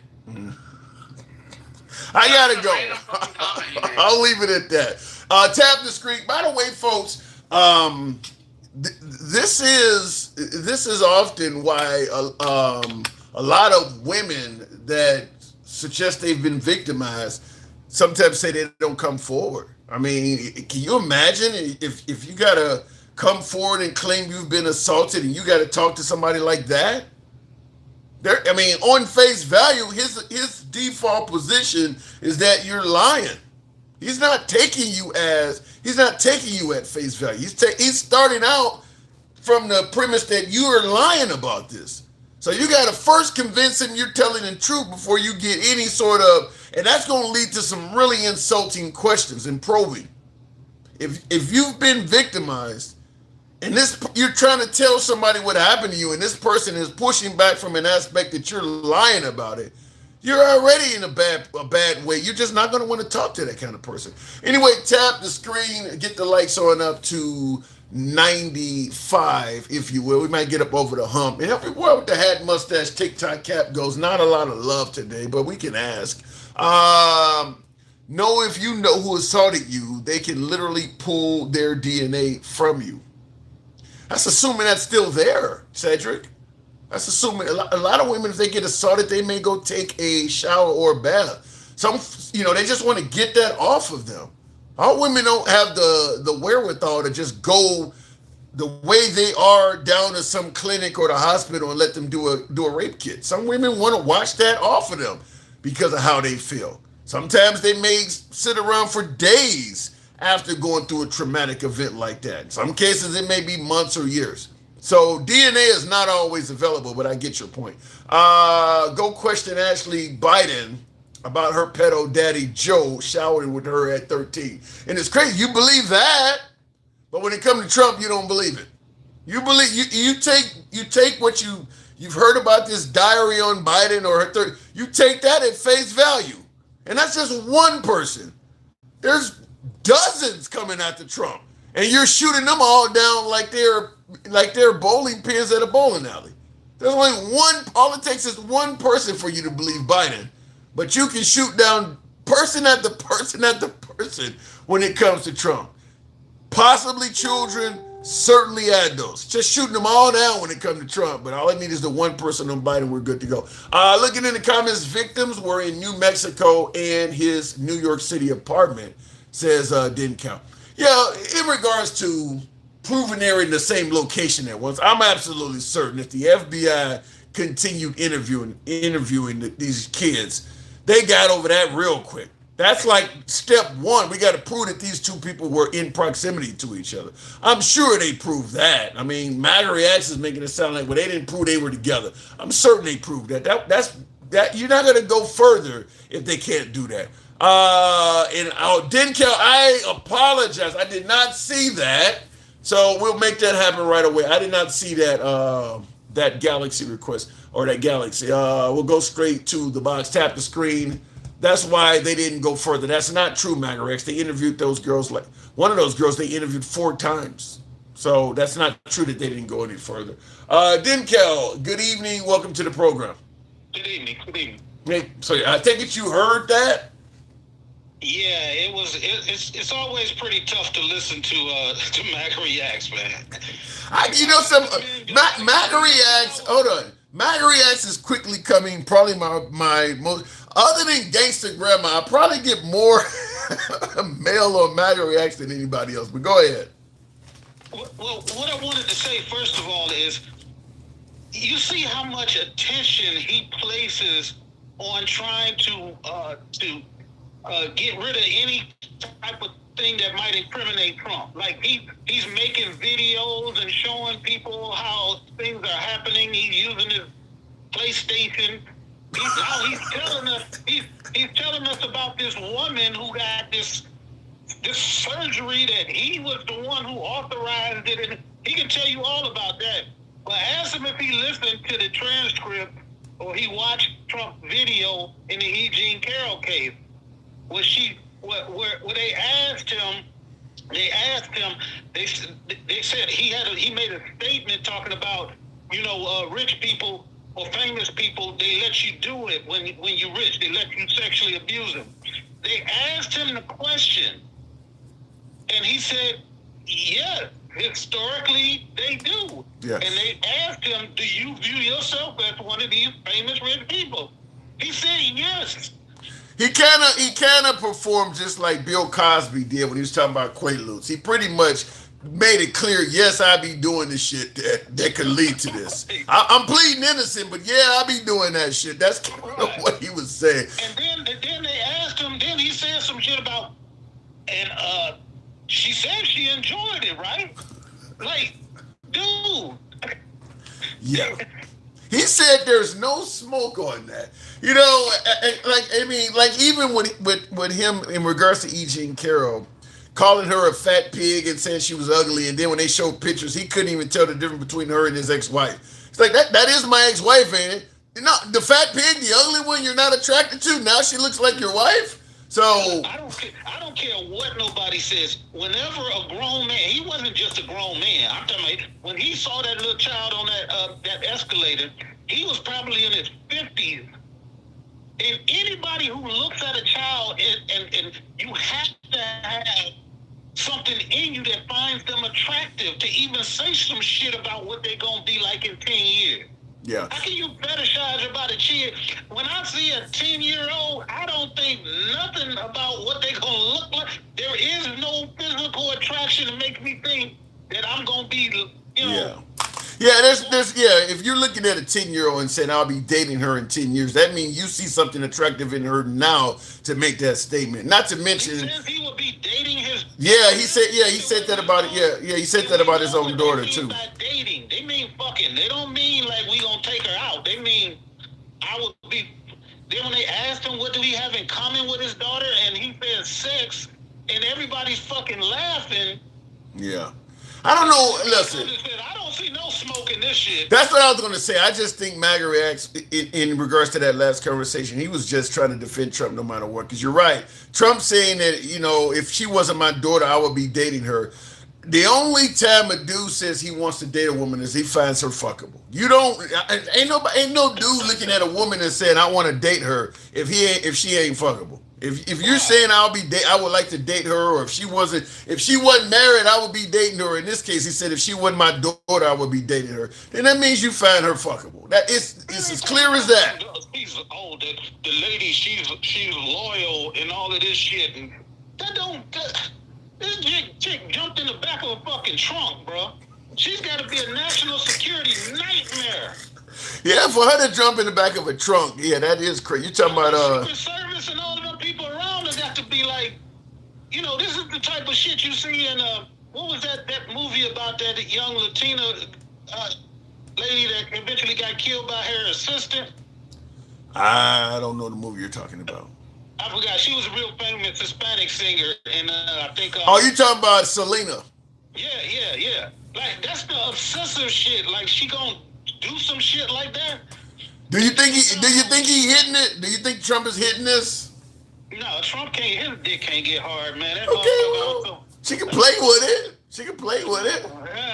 Yeah, I mean, she might. Yeah, I mean, she be changing his diaper, so shit. She obviously seeing it. I'm going to tell you something. Listen, if you do want to step out on Melania, this is your ticket. She ain't gonna say shit. This bitch jumping in trunks for you. She ain't saying nothing.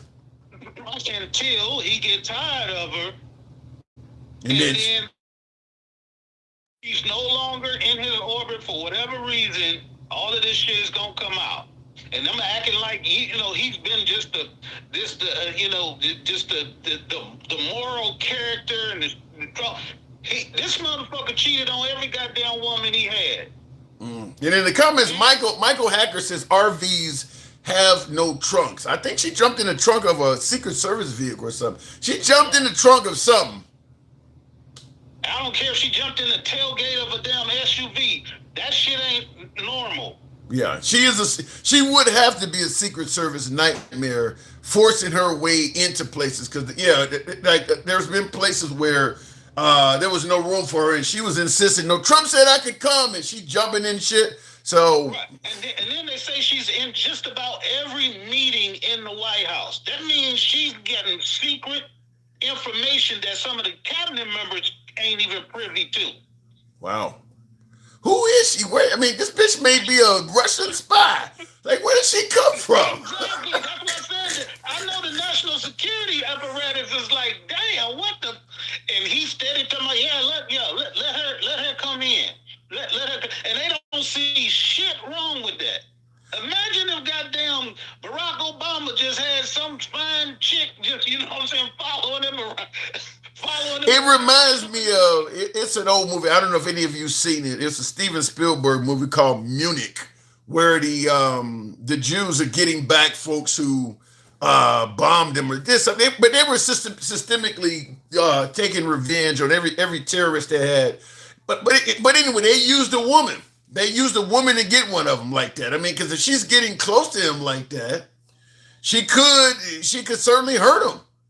Right, but that's why I said she could possibly in the future be looked at as the Eva Braun. And I hate making that comparison because everybody, but that's what it's like. Like you just don't have just these random people. She has no fucking official duties.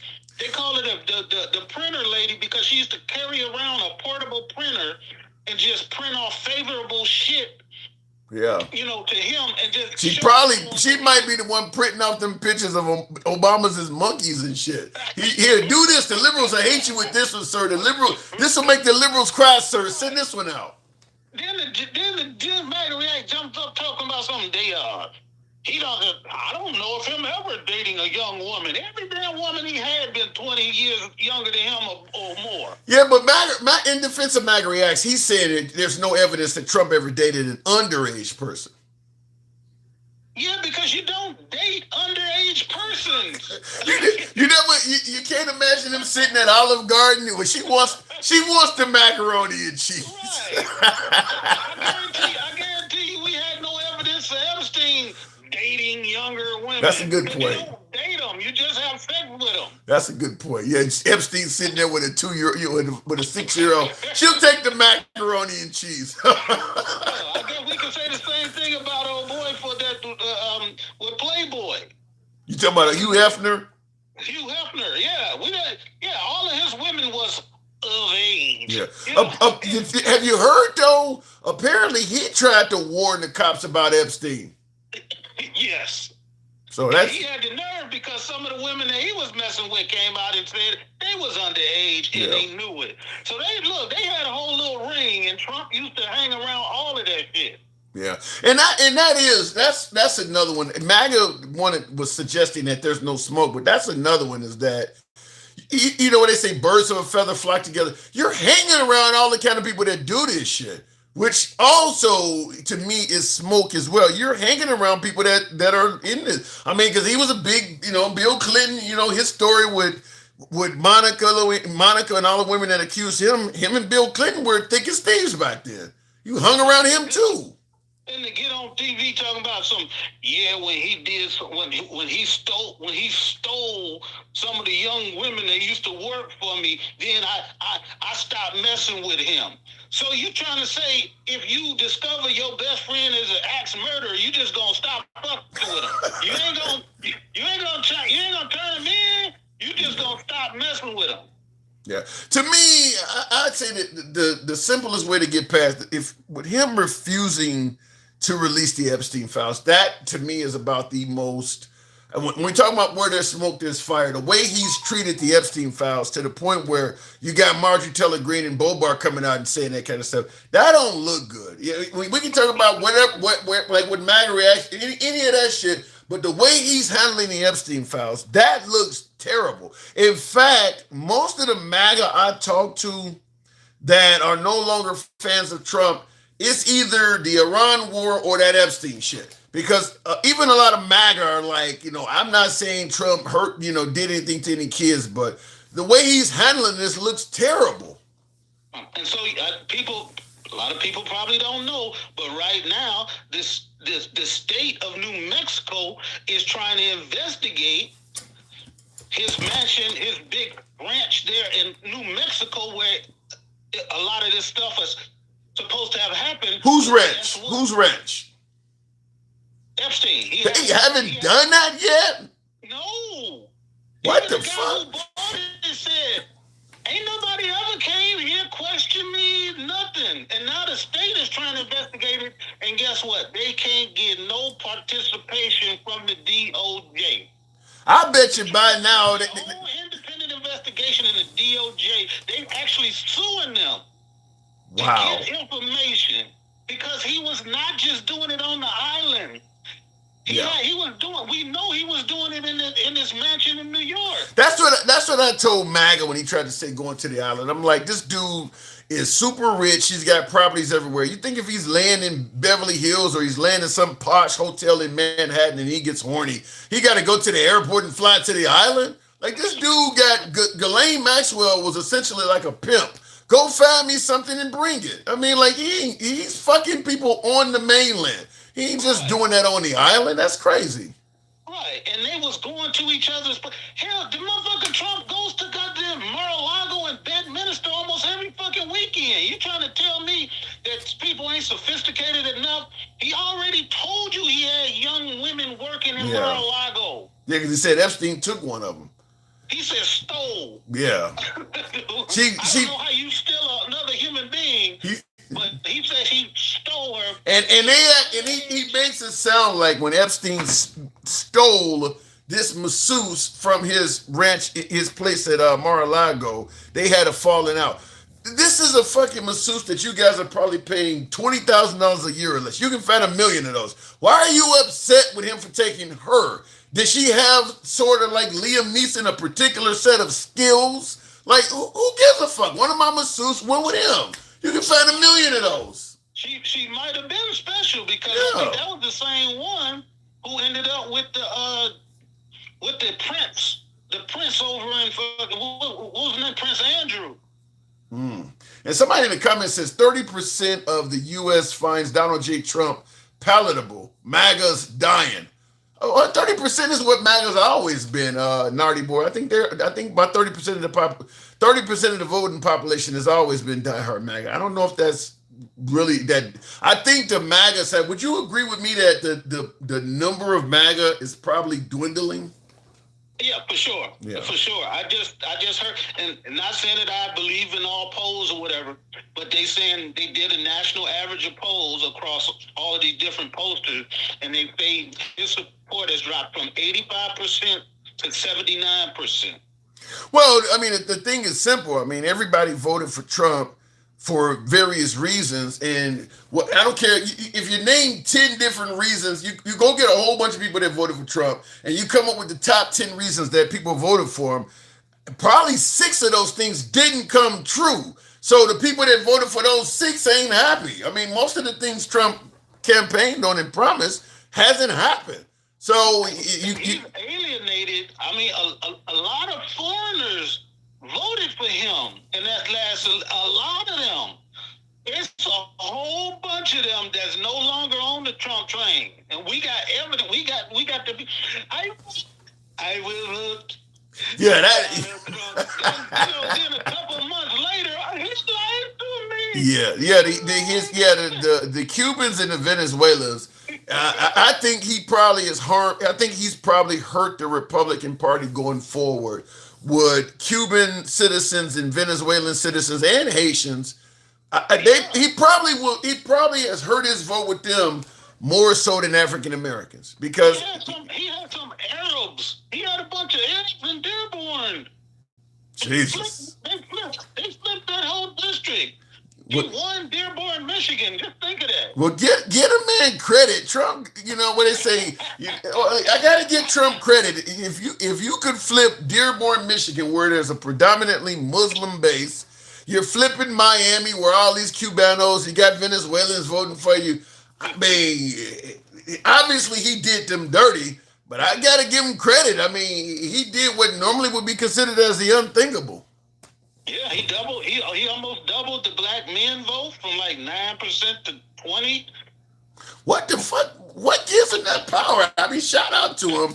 I mean, the Republicans are going to probably have to study him because they're obviously going to have a hard time getting minority votes in the future. I don't think studying them is a good idea because it takes a certain kind of person to be able to promise that much and get people to believe it, because that's not a normal strategy.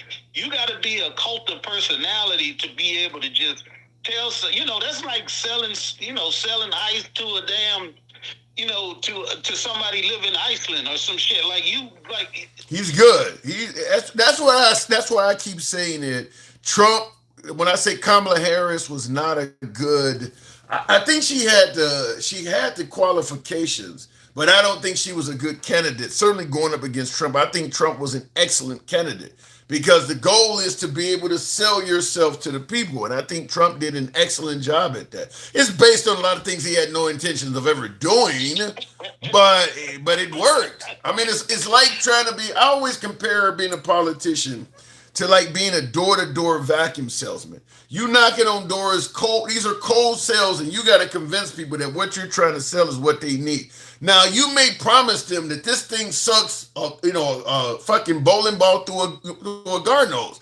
May be completely lying, but you're telling them something that makes them want to buy it. It may be completely dishonest. And I think what Trump did as a salesman was told people what they wanted to hear to get them to vote. He was really good at selling himself. And he still is. It's even deeper than that, because even when people sees that he's not doing the shit that he said he was going to do, somehow he's got into their heads to make them reject. He's good. Reject. Yeah, it's like saying that the vacuum cleaner will suck a bowling ball through a garden hose, and the person calls back and says, this ain't working. And he says, all you got to do is buy this other attachment. I assure you it'll work. So now they're mailing you out attachments. So if you keep on sucking, trust me, it's gonna work. You just gotta have faith. Yep, short-term pain for long-term gain. I gotta move it on, but let's get him, man. Let's take a bow for the man. He is really good at what he does. Hey, look, one more quick thing. Hey, I don't know if you know or anybody else know, but Trump just got the Regulatory Commission to designate his World Financial a bank. So now, yeah. They got regulatory permission to become a bank. Now, these are the same people that bankrupted goddamn casinos. And it's a lot easier to blow up. Do the Republicans, I can't listen, I understand Trump. If you can get away with it, more power to you. But I look at the Republican Party and have to ask them, like, do you realize what he's doing to your party? Either you guys better stay in power forever, or you just are idly standing by watching him ruin your party. Even if you don't plan on being a congressman or a senator anymore, you're going to go back to the private sector. You obviously still care. Your heart is with conservative values and Republican values in this great nation. What you're doing, by letting him do whatever, you're going to make folks run away from the Republican Party. So your children may grow up in a left-wing America because you allowed somebody wearing your banner of the Republican Party do all this stuff that none of y'all stand for. And he tells them to their face every couple of days. Do you care about the affordability? I don't care about do you care about people's financials? I don't care about nothing. Do you care about the people fighting the wars? No, they should fight a little. He tells them every step of the way, and they'll get up on here and they will be doing the Sammy Davis Jr. up on this joker, trying to convince us that we are radicals and we don't know what we're talking about. But I told you in the beginning, Tim, the pendulum always swings back to the other side, and sometimes harder. And that's about to happen. Didn't Cal? Appreciate it. Thank you. And in the comments, Handsome Conservative says, oh my God, I just made a mistake. Hold on a second. I ended up canceling that whole damn laugh. I'll just start it back up. Says, just like the Democrats who make promises to their party yet never deliver on them, even when they're in power. This is not about lying on a campaign promise. That's not the only thing this is about, Handsome Conservative. This is about allowing Congress and the Senate are allowing Trump to do things that they are fundamentally against: the spending, the corruption, and the self-grandizing. I mean, appointing people that do not have any sort of background or education in many of it. Like Lindsey Graham's sister may actually cost the Republican Party to lose South Carolina. She don't know what she's doing. Lindsey Graham was, regardless of your politics, Lindsey Graham was very well versed at what he was doing. He's been in national politics for years. His sister is not. By Trump, giving an endorsement to this woman, which is what is leading people to vote for her, is leading folks on the right to vote for her. She's unqualified. Her only qualification, talking about Lindsey Graham's sister, her only qualification is she's the brother of Lindsey Graham, and she is likely to be very loyal to President Trump. But in terms of actually knowing what's going on, being able to reach across the aisle and make relationships, she don't have any of that. She's not Lindsey Graham by any stretch of the imagination. So he may have really hurt them and put the Senate in jeopardy, a Senate position or a Senate seat in jeopardy in South Carolina. She's not qualified. You guys want to talk about women that are not qualified? You talk about Kamala Harris and she slept her way to the top and whatever. This woman has no qualification whatsoever. She should not. I was talking about it on the show. She's not even qualified to do the short-term stint that she's doing now. She's not even qualified to do that. But certainly to give her 6 years, that's fucking crazy. That's crazy. So and she just had a debate, and her performance was terrible. She just had a debate the other day, and yeah, she had a horrible performance. Dan05, you're saying AOC. What about AOC, Alexandria Ocasio-Cortez? By the way, Alexandria Ocasio-Cortez has been in Congress since 2018. She's knowledgeable. You may not like anything she stands for, but at this point, she is not only knowledgeable, she's valuable. She has a huge following. She can raise money. I mean, AOC is valuable at this point. You just may think she's a bird brain in regards to what she stands for, the same way the left believed that of Marjorie Taylor Greene and Lorraine Bobart when they were in there. But Marjorie Taylor Greene, just like AOC, was valuable. She was raising a ton of money. She was a valuable congresswoman. Talking about Marjorie Taylor Greene. AOC is very valuable.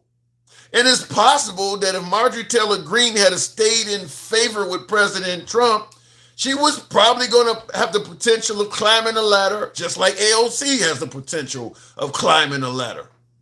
AOC, you could certainly see her becoming a senator in New York or a possible governor or something. Now, nationally, that's different. We can have a different conversation. But in New York, just like Marjorie Taylor Greene, nationally is a different story. But in Georgia, there was room for her to grow. There is room for AOC to grow in New York. That's all I'm saying. Anyway, looking in the comments, Melania Trump is a Bigfoot man. What the fuck?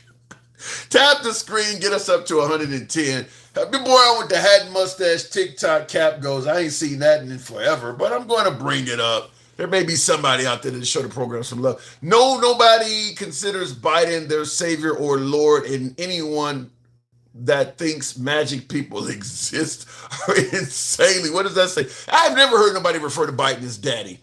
I've never seen anybody get a Biden tattoo, put Biden's face on their car. Yeah, it's not even the same. You want to talk about the loyalty to a president? They weren't even doing that about Obama.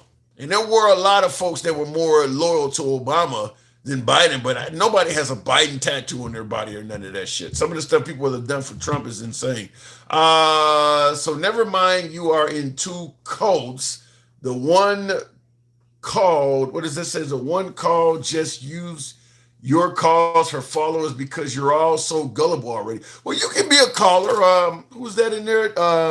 Bob McPherson or whatever. You can look if you have the Substack, TikTok, Clapper, or Instagram app, same name on all platforms, The Handsome Liberal. If I see you, I'll bring you up first. I'll give you plenty of time to make your case. 10 to 15 minutes is what I give most guests. We're MAGA friendly. We don't stop you or censor you. You can be critical of anybody, including me.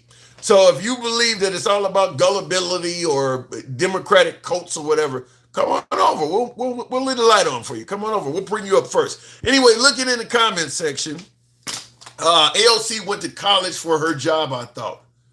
I don't know what her educational background is. I know she was a bartender, but she knocked on doors and talked to the people. So remember I used a vacuum cleaner salesman analogy. She talked to the people because she beat somebody that was an incumbent. AOC beat somebody that had been in her position for quite a while. She beat a long-term candidate to get that job. So she went around and sold herself. So she said what the people of New York wanted to hear, and she's been winning re-elections ever since. So the people like her. The people actually do like her. Just in New York, nationally, different story. Never heard of Sleepy Don or Poopy Don. And yes, she went to college. Fair enough. Trump voters are just simple-minded, stupid people. They need that Kool-Aid by Jim Jones. I don't believe all Trump voters are simple-minded or stupid. Some Trump voters are actually doing quite well. Folks that may be investing in gold or investing in prison stocks, prisons for profit. There are areas of our country that are doing very well thanks to President Trump being in office. So poly market, people are making a killing off of that. Some few folks are making money off crypto. There are people that are making money off of Trump. Mostly folks of the upper class, but there are people that are making money off of Trump's administration. Going back to the box, tap the screen and get the likes on up if you will. We'll make it happen with Gino 2439. Gino, yes, Frosters are doing super well right now. All right, fair enough. Gino, good evening. Can you hear me? Apparently not. So we'll move it on. Tap the screen, get us up to 115. Try to bring up the guest there. Sometimes for some reason, we bring up some folks. It does and doesn't. Mike G, fair enough. LOT, yep. Making money with other people when other people are dying. Yeah, that happens. That does happen. Mike, good evening. Washington lemon juice.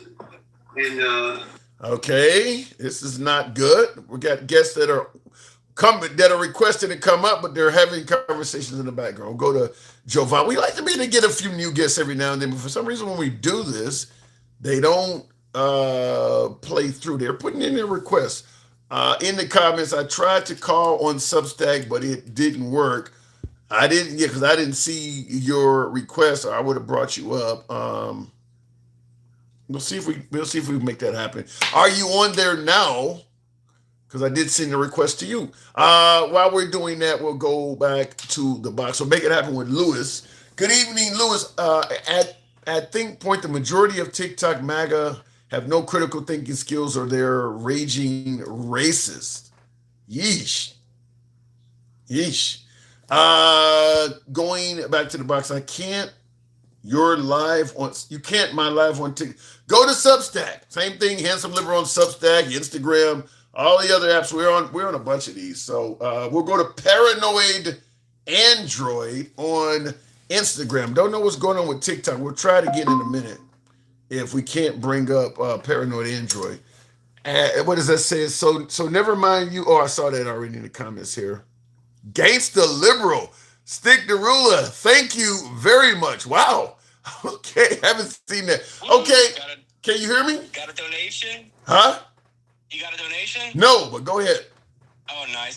Hey, how you doing today? I'm doing good. What brings you? So what brings you on?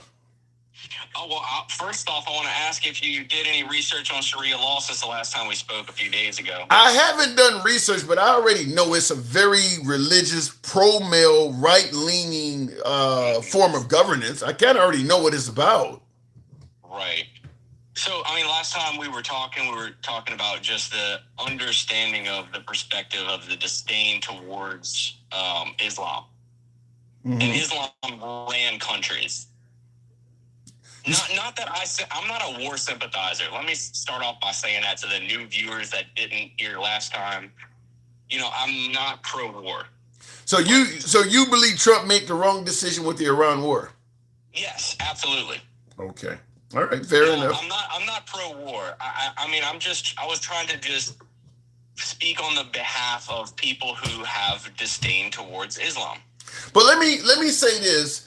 Ilhan Omar, the congresswoman up in Minnesota, she's been a congresswoman for several years now. There's no inclination of Sharia law taking hold in Minnesota. She's not promoting that. She's a Muslim. Well, I would counterpoint that sentiment and the same sentiment you made last time with Mamdani and a few other Muslim people who are in official positions, that they're looking to play it in the long term, a long con. But what are you basing that on, though? But they admit this. I mean, this is their way that their modus operandi. Explain.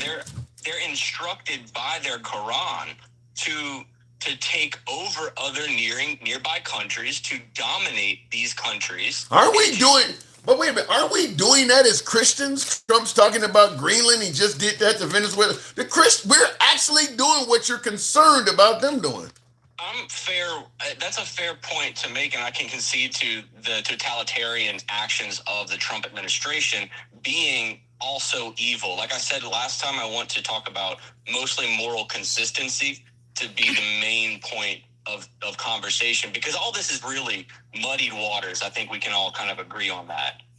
Okay, but I guess where we have the difference of agreement is I don't me personally, I do not fear Mamdani now I don't know a lot about Abdul El Said or whatever his name is over in Michigan yet, because he's new to the field. But I don't see Mamdani and think, oh my God, he wants Sharia law in New York. Me neither. I don't think that as well. I think that the real issue is maybe 50, 60 years down the line, when there's more majority. I mean, I got conservatives on the program all the time that say women shouldn't have the right to vote. I mean, do we expect 50 years from now they're going to take women's right to vote away? No, I mean, you're making a straw man argument. I don't agree with that. But they're saying it. But I don't agree with what everybody says. I'm just, what's confusing me is you're making this leap that the ultimate goal of Muslim candidates is to impose Sharia law on America. In the future, you're saying down the line, I'm not seeing anything from these folks other than the speculation coming from the right. But it's not speculation. It's literally their modus operandi. That's what they do. All of them. Historically, that's what Islam does, is it conquers. Most Islam countries that are predominantly Islam now historically originated majority Christian countries. I see way more conquering from Christians than I do Muslims. I would say that there's definitely more of a focus on the Christian conquering throughout history, but there is a huge amount of conquering done by the Islamic. Yeah, but it's significantly greater from the Christian sect. I would say that your perspective may be a little shifted. Let me tell you why I'm saying. It. Think about how many countries on earth speaks French, Spanish, or English, when we know the native people in those countries did not speak that, because they went to those countries. The French, the English, and the Spaniards went to these places conquering people. You don't see Arabic being spoken all over the planet like that. The Arabic folks, the Muslims, were not doing any, maybe in their region, maybe some in the continent of Africa. That's about it. But when you talk about the other, they're all over the world doing it. And they're all Christian, by the way. Islam is the world's fastest growing religion right now. Okay. That kind of, at the very least, kind of disproves your point that Christianity is this more dominant and controlling of the two. Well, I'm telling you, Christianity, I believe there are far more places on earth where Christians went and forced Christianity upon the people than where Muslims went and forced Islam on the people. Because Christianity is all over the world now. We can agree to disagree on that one, I guess, and move on. I'm surprised you would say that. Consider most of the Americas, North and South America, all the way from Canada all the way down to the tip of Chile. Most of that shit came from folks coming from Europe, forcing Christianity on all of those countries in between. I don't think any of them folks were Christians as a native before those European countries came here and forced that on them. I don't think any of those countries, all the way from Chile up to Canada. I see your point for sure, and I think it's definitely like up to that would be maybe more of a historian's debate, right? But I'm not as well versed as maybe I should be if I was going to debate that. I think it's something that I think we can maybe agree to disagree with that particular perspective. I have something for you though, sir. What do you got? Something for you, sir. What do you got? A hypothetical: a 16-year-old girl. 16-year-old girl assaulted sexually who should be put to death. One of them has to be put to death. The woman, the 16-year-old girl, or the man that assaulted her. Who should be put to death? Wait a minute, I gotta get more. Well, first of all, I'm not a capital punishment kind of guy. Certainly in cases where the victim is not even dead. So I'm probably gonna say nobody, but let me make sure I get clarity on your story. A 16-year-old assaulted. I'm assuming assaulted by the man? Correct. So what is the woman's place in this? Well, according to the Sharia law, she allowed the man to assault her, and she's convicted of adultery, and it's punishable by death. So what is the woman, the mother of the kid or something? No, a 16-year-old girl. Right. Is assaulted by a man. Okay. And the man is let free, and the woman is put to death. Oh, so there's only two people in your story. Okay, you made it sound like a mom was selling her child to a man that was okay. Not in this specific story. Okay.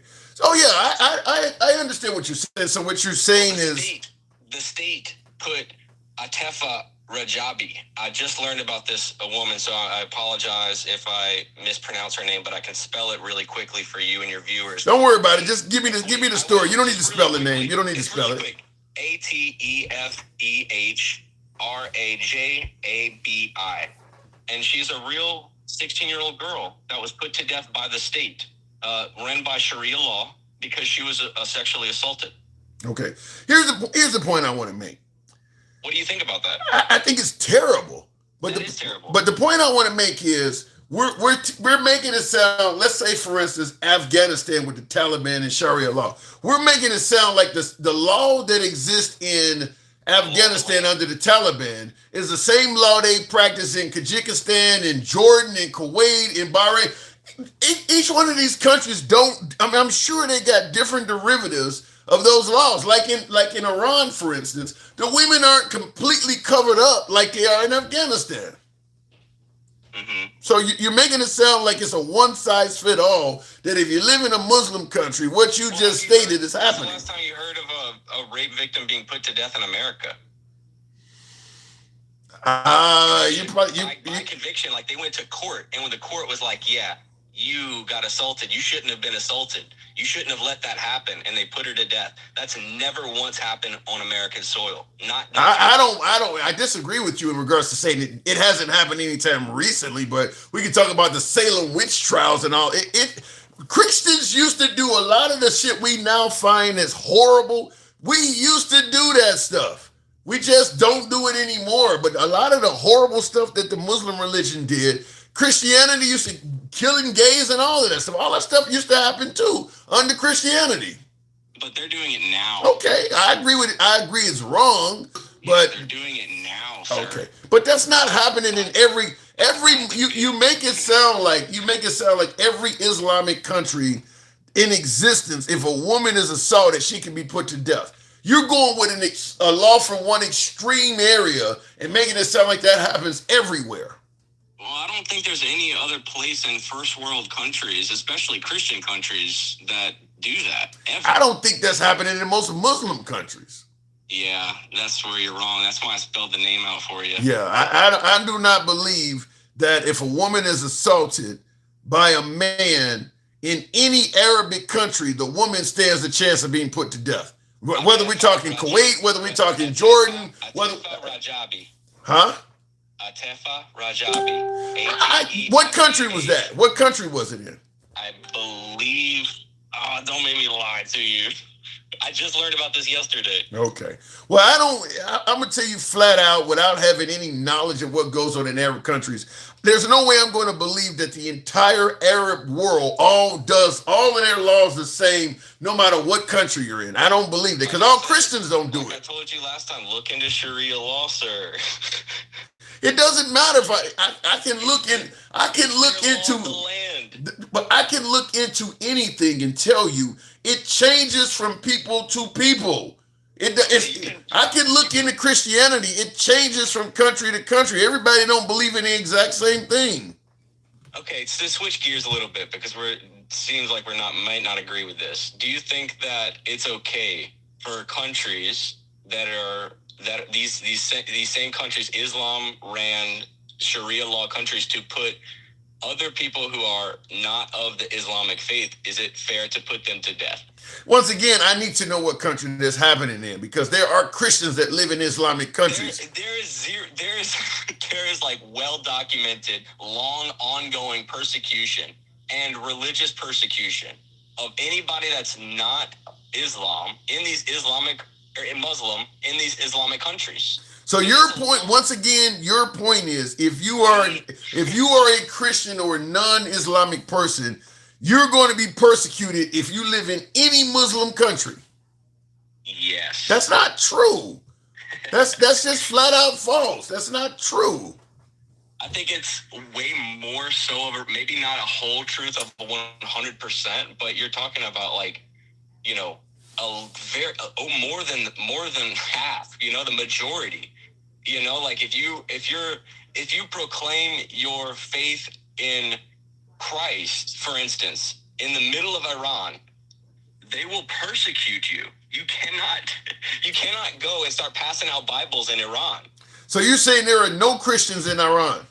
There are very, very, very few, because they've been murdered for decades upon decades, hundreds of years. It goes back centuries, because it's a part of their holy book. That's what I keep trying to say, is that they're directed by their holy book, their Quran, and the law of the land, Sharia law, that is based on the Quran, to kill people. Okay, let me just say this. I'm going to plead ignorance, but I want to ask my device, because I don't know I don't know if you're right or wrong. Alexa, are there any Christians in the nation of Iran? Very few. Yes, Iran is home to Christian minorities. The 2016 census counted roughly 130,000 Christians, about 0.16% of the population, mainly Armenians and Assyrians, with historic churches in Tehran, Isfahan, Urmia, and Tabriz. So Ask her about religious prosecution. Ask her about religious prosecution in Iran. In what are there, Alexa? Are there religious prosecutions in the nation of Iran? Yes, Iran conducts religious prosecutions. Christians have faced a six-fold rise in arrests, lengthy prison sentences, and charges like acting against national security or apostasy, which can lead to execution. The Penal Code's Article 500 allows heavy punishments for proselytizing activities deemed contrary to Islam. Want to learn about how international organizations are responding to these human rights Alexa, challenges? stop. So it does happen, and they do have Christians there as well. So, but here's what my audience is asking me. Hold on. But here's what the audience is asking. What does that have to do with the United States? Well, we're talking about one thing. Not really referring to the United States in reference. Remember, we were talking about moral consistency. I'm not saying two wrongs make a right, and I'm only trying to defend the perspective of the disdain towards Islam. Okay.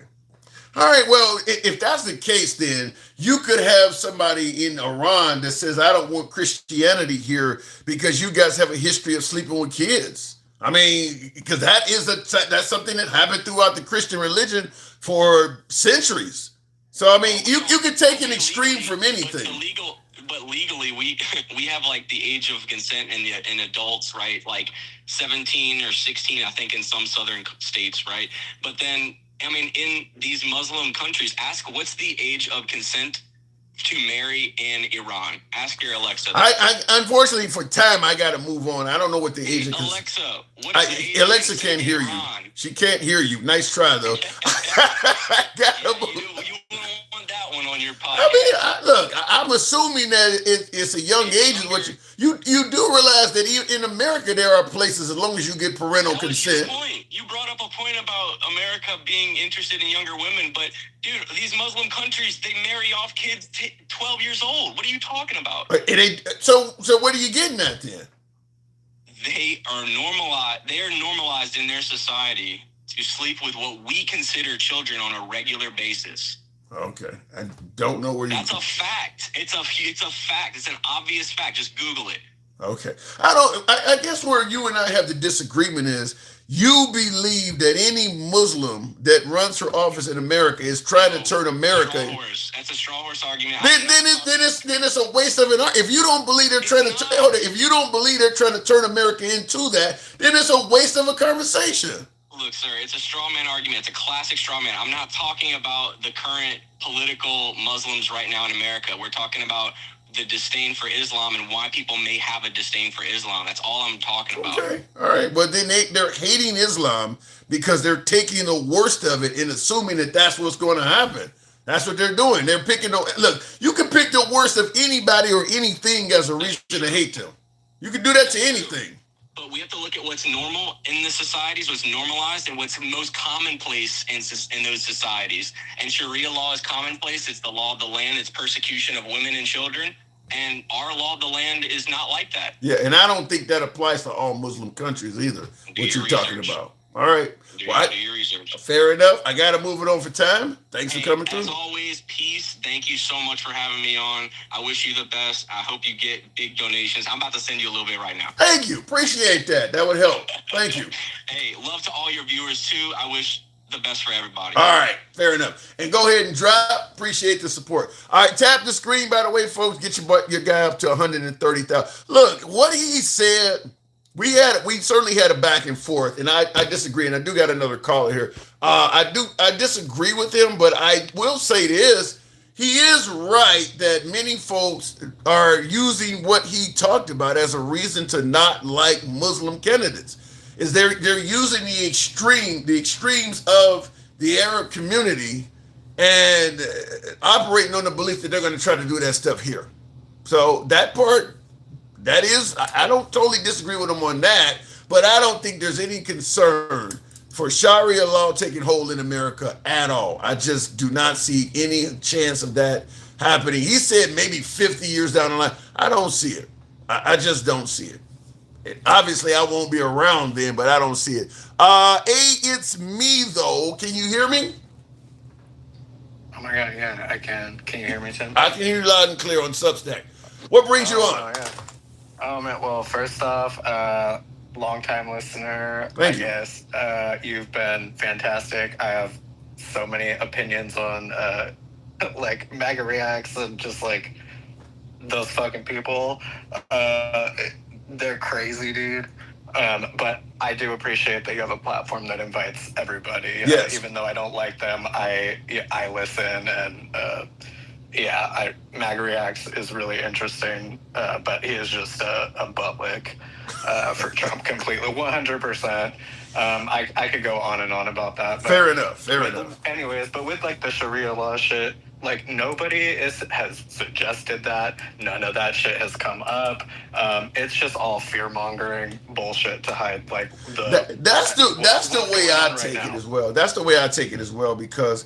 Like I mentioned, there are some countries where a woman can barely show anything but her eyes, and there are other countries where a woman barely has to wear a headscarf. They're not practicing the same law in every Islamic country. Yeah, and it's not fucking here. It's not America, and that's not coming here. Like, so I don't know why they keep trying to like pivot to all this shit. Like, I want religious freedom for everyone. I myself am not religious in the least bit at all, but like it's cool that you do your thing, that but like Sharia law is just like it's not anything that comes up here. It's not happening here, and it's not gonna happen here. It's not gonna be here 50 years from now, and it's just more fearmonger bullshit so that we can. Well, it's working though. Deflect from the good shit that Mamdani is doing. No, for sure, but like also, did you see there was like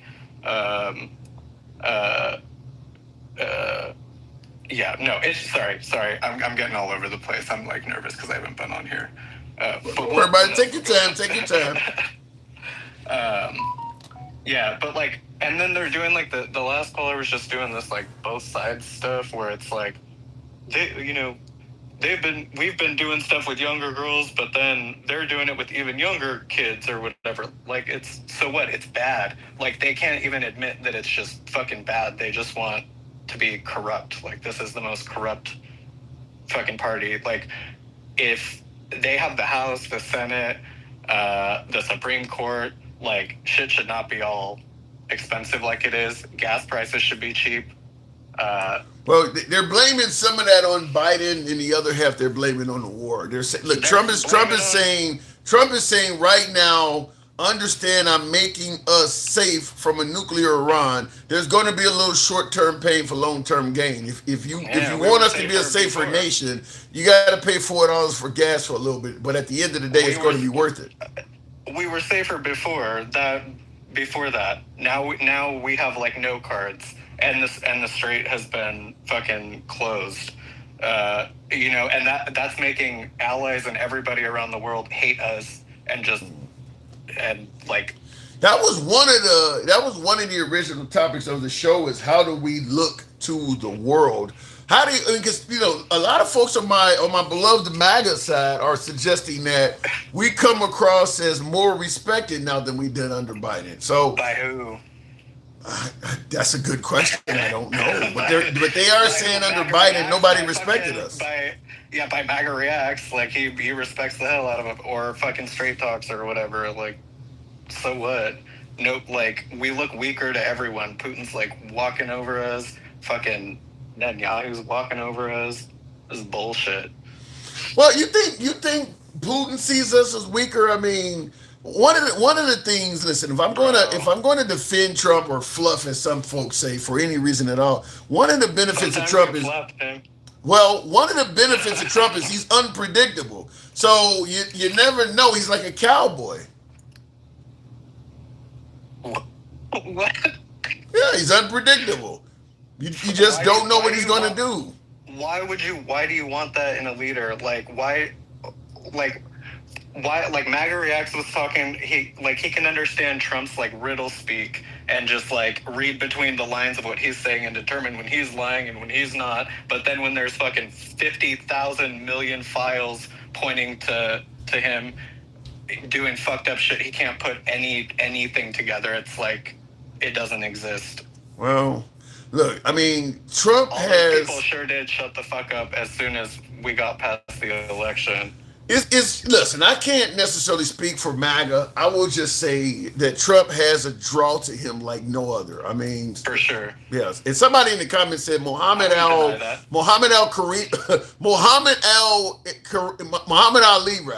and Kareem Abdul-Jabbar were Muslim and did not encourage Sharia law. That's a good one, user guy. Farrakhan is another one that's Muslim and he ain't encouraging. I mean, there's a whole lot of Muslims that are not promoting Sharia law. And somebody says, Google a picture. We the Rebel says, Google a picture, Dearborn Heights, Michigan, police patch. What do you mean, Dearborn Heights, Michigan? I'll put it in. What are we seeing? Go ahead there, caller. Oh, what were you saying? Sorry. No, I'm saying that we have had Muslims, well-known Muslims in America. I mean, Muhammad Ali never said anything at all remotely about trying to do anything about Sharia law. And as he mentioned, Kareem Abdul-Jabbar too. No one is trying to do any of that. Again, it's like, I don't know. I was a kid when like 9/11 happened, and it's these same talking points to hate like one group of people, and they just have continued it over and over again. And it's wild to me that someone, or like people that were around during that, like don't see those patterns like happening again, and just the same talking points over and over and over again. Yeah. What he was telling me to Google, apparently, now this is the AI overview. It says in September 2025, so that's about a year ago, the Dearborn Heights Police Department shared a digital mock-up of an optional uniform patch featuring Dearborn Heights Police written in both English and Arabic script, intended to reflect the city's large Middle Eastern and North African population. The design drew immediate public debate and was later paused by city leadership, who clarified it was unvetted internal discussion rather than official uniform. I don't see anything wrong with that. All that is, just like you go into, look, you get on a plane or you get on the bus and it says exit, and then it has under the bottom maybe the word exit in Spanish or something like that. That's all it is there's a lot of people in this area that don't speak just English, so we're going to put their language down there as well.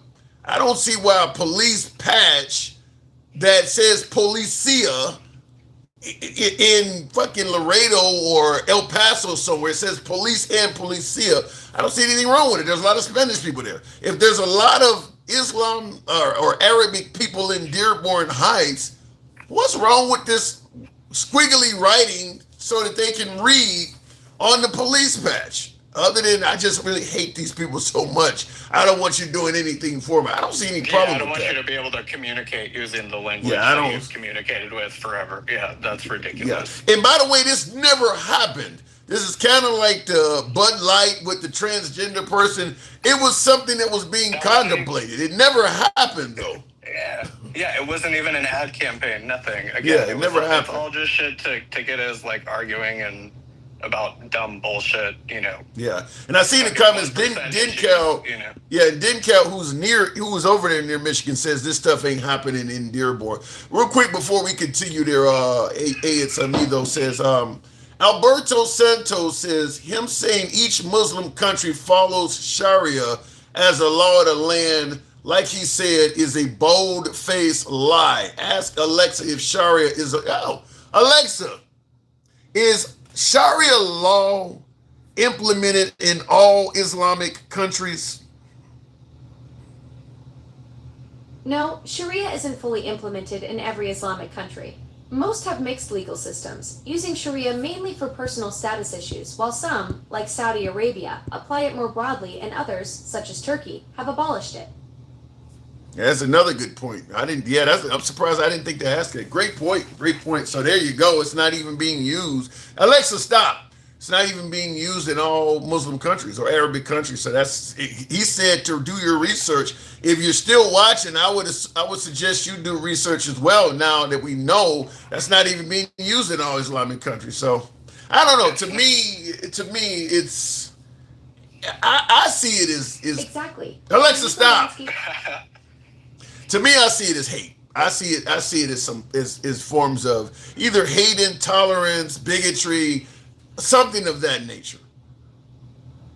Yeah, same. I completely agree. It's intolerance for sure, and I think sometimes with like the racist stuff, and everyone goes wild about that. But like, it doesn't have to just be like full on hateful for it to be like racist. That shit is systemic. I don't want to get fully into that because people go wild on your show as soon as the racist stuff comes up.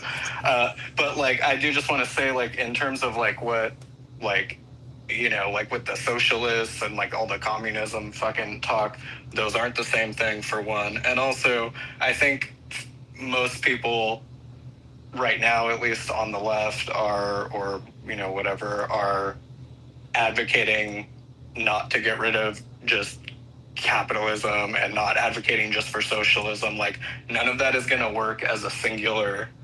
I don't know. I had Muda Tuxedo Cat on here. He is full blown getting rid of capitalism. He talking about giving motherfuckers free houses and shit. So he's gone. No. Well, I mean, I think I'm pretty far left in that regard, but I think there are some things that I guess maybe could be okay with capitalism. I don't think we're going to be able to just strip that away, but I am not well versed in like economics like that. And fair enough. But I think it's more of like on a simplistic level. I think it's really like socialism for the needs of the people, and capitalism for things that like we want, and for you gotta first get people who care about the needs of the people. That's the problem why socialism is hated so much, is that there's a lot of people in this country that does not care about their fellow man. It's kind of pull yourself up by your bootstraps means if you fall on your face, you stay down there and either perish or figure out how to get up. I'm not going to help you. There's a lot of folks that have that mindset. Them folks really hate socialism. And that's crazy, because our tax dollars, like, I have no problem. Like, my taxes, I want to go to the right shit. Like, I you know, we pay for our roads, our lights, our cops, our firefighters, like all of that. We should be able to do it for healthcare. It shouldn't be that hard to do. being hard is one thing. Having the actual will and desire to do it is another. I got to move it on, but I appreciate you coming through. Thank you for helping me bring up the Substack. Thank you. Appreciate it. Oh, for sure. Thank you. All I right. really appreciate your show. Thanks. Anytime. Catch you later. All right, tap the screen and go ahead and drop out. If you know how to drop this, okay, there we go. All right, tap the screen, get the lights on up. In the comments, yes, we should. Good one caller. Fuck the billionaires robbing us. That's where I'll tell you something. You want to get rid of all the talk for socialism and get rid of that shit. Treat people better under capitalism. That's all it is. It ain't that people are dying to have socialism. It's that they don't feel like they're getting a fair shake in capitalism. So what's happening, this is one of the things you often hear from the right, is that the Democrats have nothing to offer. It's just all orange man bad. This is what you often hear from the right. The Democrats ain't offering shit. They don't have a platform. It's just all orange men bad. That's what capitalism is right now. It's offering nothing to the folks that are the downtrodden and the struggling. It's just socialism bad. But if they shy away from socialism and stay in the capitalist environment they're in, they're going to perish. So that's why they're looking at socialism or communism or some of these other isms. Is we're telling them that stuff is bad. Capitalism is the way, but we're doing nothing to help them if they stick with capitalism. So they're going to shy away from it. You're telling me if I try this over here, it's going to be bad in a disaster. I know what I'm doing now is bad in a disaster. There's a chance you might be wrong. I'd rather take that chance with the unknown than with something I'm failing in right now. So the problem is you can't just keep yelling that socialism is bad and ignoring what they're complaining about in regards to capitalism. What are they complaining about? No health care, or having health care that's unaffordable and getting worse and worse with every single contract negotiation from their employers. Salaries not keeping up with the cost of inflation, housing being unaffordable. All of this shit is under capitalism. All of that's happening under capitalism. And we're telling them that if they shy away and vote out socialism, that's the system they're going to stay in. And that's the stuff that's going to continue to happen because Trump is not running on doing anything to address any of the stuff I just mentioned. Healthcare, wage increases, none of that. Affordable housing. He's doing nothing about any of that. So if you don't vote for Mamdani or any of these socialists, you're going to stay in that system that's not doing anything for you, under a leadership that's not promising to address any of that. So you can't blame them for wanting to try something else new. Maybe they don't realize how awful socialism will be. Maybe they don't realize how fucked up communism may be. But they do see and live the awful nature of capitalism right now. And the folks complaining about socialism and communism are doing absolutely nothing to address what they're complaining about under it. So you're going to lose them that way. You're going to lose them that way. In the comments, ask Alexa how much taxes, what does that say, Tanaj? How much taxes has Tesla? I hope it's millions. Alexa, do you know how much taxes Tesla has paid over the last 3 years? Over the past 3 years, Tesla paid roughly $48 million in federal income tax on about $12.58 billion of U.S. income, an effective rate of just 0.4%, far below the standard 21% corporate rate. How did they do that? How did they get away with that? Tesla used legal tax tools like accelerated depreciation, stock option deductions, R&D credits, and net operating loss carryforwards, plus offshore subsidiaries in the Netherlands and Singapore to shift profits away from U.S. tax jurisdiction. Alexa, stop. You want to talk about why people are leaning towards socialism? That kind of shit. Alexa, stop. None of that is available to the typical working American. You can't do any of that shit. None of that. That's the type of stuff that makes folks say capitalism bad, let's try socialism. Stuff like that. User guy says the U.S. military is pure socialism where there are no billionaires but no one is starving. homeless, or bankrupt from healthcare either. True, but everybody in the U.S. military works or used to work at least. I mean, socialist environment, they're claiming in a socialist environment you can still get assistance and things like that even if you don't work. In the military, something probably has had to happen to you because you're not going to get it just on face value. But I agree with you. It is a socialistic environment. The military is. It absolutely is. How about in that shift, the Lincoln, they're starving and they need stuff. Trump makes it sound like he don't care about those folks in the military. The response he gave, and they haven't been out at sea long enough. His response was terrible on that. I don't know what would make him say that. There was no reason to say something that non-sympathetic at all. I don't know what made him say that. It hasn't been out at sea long enough. You know, some shit you can say has no upside. It ain't like MAGA heard that and was like, yay. I mean, even MAGA's looking at that from either a neutral standpoint or like that's fucked up. I don't know what would make him say that.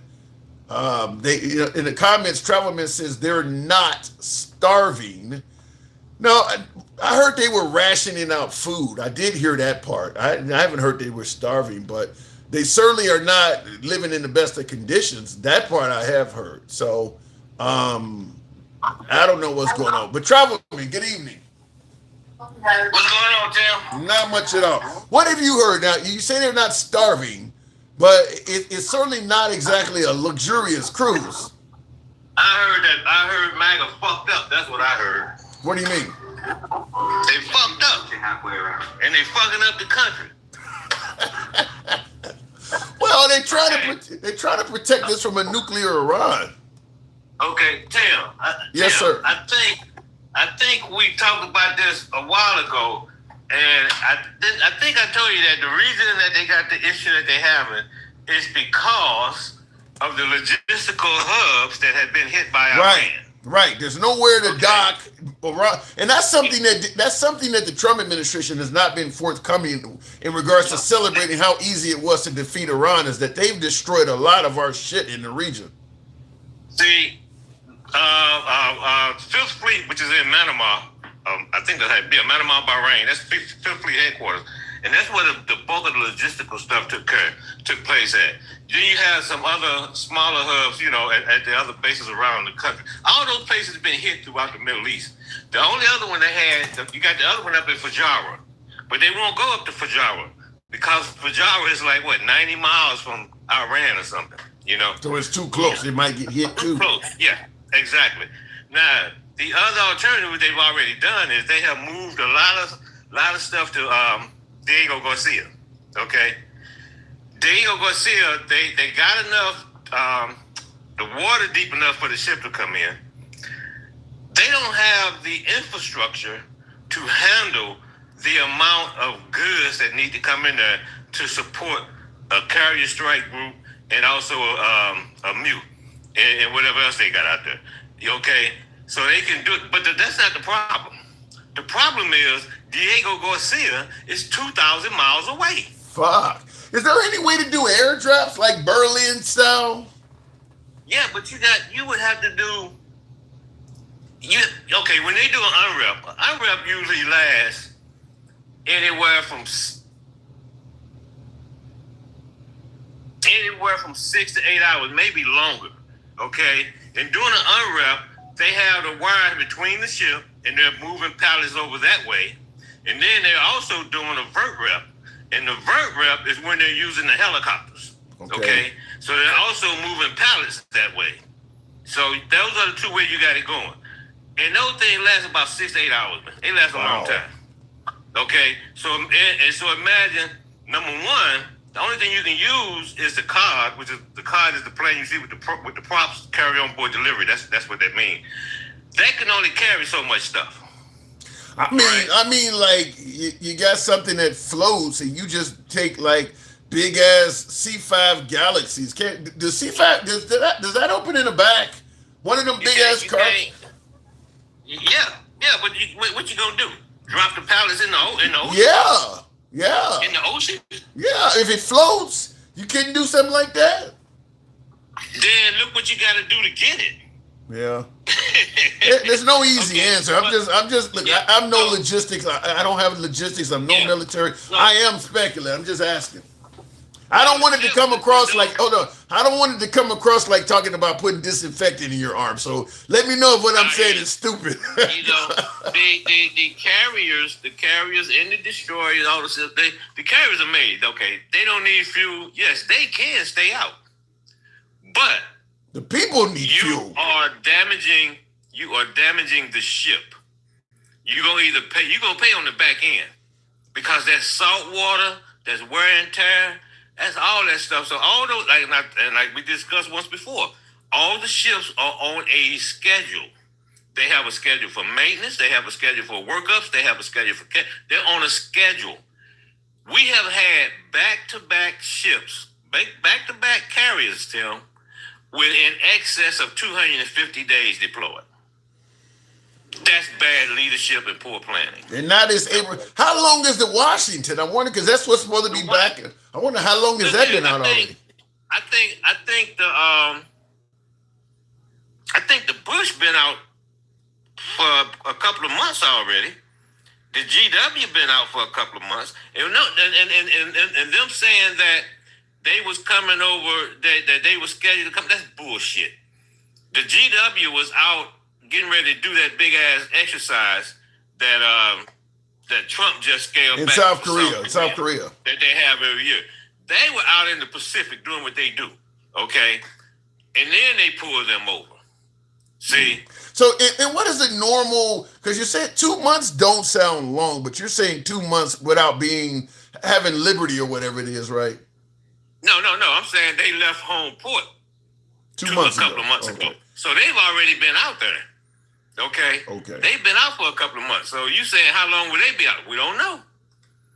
But he said it's the George Washington is what is Washington. Yeah, the George Washington is out of Yokosuka. That's the one that's relieving the Abraham Lincoln, right? That's relieving the Lincoln, yeah. And see, so what happened is they do what they call a cross deck, right? They'll pull up next to each other and they'll start moving. They might move weapons. And then they'll do turnover. Each carrier strike group has a rear admiral on board. So they got two carriers right next to each other? Yeah, the carriers. That's a hell of a target, man. They'll be close. They won't be that. They'll be close to each other. But that's a hell of a target. Wow. I mean, you can get both of those. One time we pulled up into in the Mediterranean, and we had two carriers that Ike relieved us, and we had both battle groups up in they were pretty close together. It's like, and I remember walking out on the flight deck saying, because we was by Morocco, and I was like, what if you woke up in the morning and looked out your window and saw two damn carrier battle groups sitting out in the ocean? That is scaring shit out of me. Yeah. That looked like D-Day. It looked like D-Day. Compliments of death. Yeah. Yeah, I see the comments. I see the comments. Folks are saying they have subs underneath, so don't worry about anything happening to them. I don't know. Yeah, I mean, but you could. But it ain't got it. It doesn't have to come from the water. I mean, I don't know. I mean, two carriers next to each other. Trust me, Tim. They got it. They got it taken care of. They're not gonna be that close in. You got to remember where carrier operates at. They not real close in there anyway. Right. You know. Right. So. But don't forget, though, you got the carriers out there, and everybody concentrating on the Lincoln. But don't forget the destroyers they have out there, and the cruisers. They've been out there just as long. Jeez. And those ships are getting wear and tear. Okay? But you know what, though? I wanted to bring something up. Let me move to something else right quick. Sure. Because I've been listening to you talk back and forth with these guys about Islam and Sharia law. And before you do, you got to compliment. We the Rabble says Travelman is legit, critical without the bullshit. Keep going. You know, so what we're looking at right now, this is, you remember critical race theory? Yeah, CRT. Okay, and then the AB came after that. I know where you're going with that. The transgender came after that. And now we're on to Islamists. The MAGA is all about grievance, whining, and culture war. Islamic. Yeah, but you can't feed your. I agree with you, but you can't. And I do see your comment in the comments, Mr. Bright Souls. Thank you for that generosity. I looked it up while we're talking. But you can't feed your family off of grievance. You can't feed your family with grievance. Hold on, Tim. What would this guy say? He full of shit. He talking about me? I didn't see. Yeah, Cedric, are you talking about me or him? Probably you, because I'm pleading ignorance. I don't know all of this. I'm admitting you're above my. You're military, so you're long-term military, so you're certainly above my knowledge on this. So he's got to be talking about you. I also served on 3 carriers. Yeah, you got. I don't have any of that. I'm not going to be stolen valor. I was on carriers in the yard, and I was also on a carrier, just floating out. You know what, Tim? I was talking yesterday, the other day I was on one, and I said, yeah, we did a Mediterranean cruise. Do you know the freaking MAGA lost their mind? What do you mean? Because I said Mediterranean cruise. But that's you know, they're a cruise boat. I mean, they lost their freaking mind. Like I said, I'm like, so this is the deal, Tim. When we go, when they go, we go out to deploy. It's called a Mediterranean cruise. Okay. When we deploy, we get what they call cruise jackets, right? And you look on the back of that cruise jacket, it say Mediterranean cruise 2026, 2027, and it'll list all the ports and stuff that we went to. That's it. Ain't no damn cruise, but man, they lost their freaking mind. I'm telling you, MAGA is, man, and these people ain't seen a damn shit. Hey, one guy say, "Oh, he don't know what he talking about. He ain't been on no ship, dude. Come on, okay." Well, hey, dude, Billy Wop say he'll shell back. All right, Billy Wop, I got you. I'm gonna shell back in a blue nose. And hang on a second, real quick. In the comments, Mr. Bright Souls, and like I said, thank you for the generosity. I'll talk about your the finding on what you're talking about after this conversation here. But this is the woman that he was suggesting that was basically raped and then executed, and they got that she was charged with adultery and crimes against chastity after being repeatedly raped. Now, this happened in 2004, but we'll talk about it. But go ahead there, Travel Woman. Yeah, I looked it up too. I think I commented on it earlier that it was 2004. Yeah. And also, even in Sharia and under Islam, when if something like that happens, they're sexually assaulted, the woman is not unalive. We're on to the culture war. Islam and Muslim, they're the new ones. Okay? Once again, you know the population of Muslims in the United States, 1%. I'm surprised it's even that high. 1 freaking percent. Well, it is more. At least it's more of them than the trans. No, it's not. It's more I think it's about the same. Wow. I think it's about the same. I think it's about 3 or 4 million Muslims and about 3 million trans. So not too much. This is what they do. They go from one culture war to the next. Okay, just like that CRT, that dude Roof or whatever his name was. He's the one that said, we're gonna bring CRT up, and they started talking about it all the time. And then when they started talking, of course, they putting out misinformation, and then they started combining all of Black history with CRT. Yeah. I mean, what the fuck they talking about? Yeah, the culture war thing is real, like you mentioned in the Muslims and Sharia law. We can talk about Black people burning down whole cities. LGBTQ, they're gonna fuck with your kids. The immigrants are raping and murdering everybody. I mean, they do. Other than Caucasian people, they don't seem to have any issue with that group. But I don't know how that feeds your family though. Because most of the people are not, you're not dealing with Muslims, you're not dealing with trans, you're not dealing with immigrants, you're dealing with grocery prices. And so I don't get it. I don't get it. So imagine this though, because they love to get on all this, they ended TPS. Yep. What is Springfield, Ohio going to do? They don't care. Because they brought that city back. Yeah.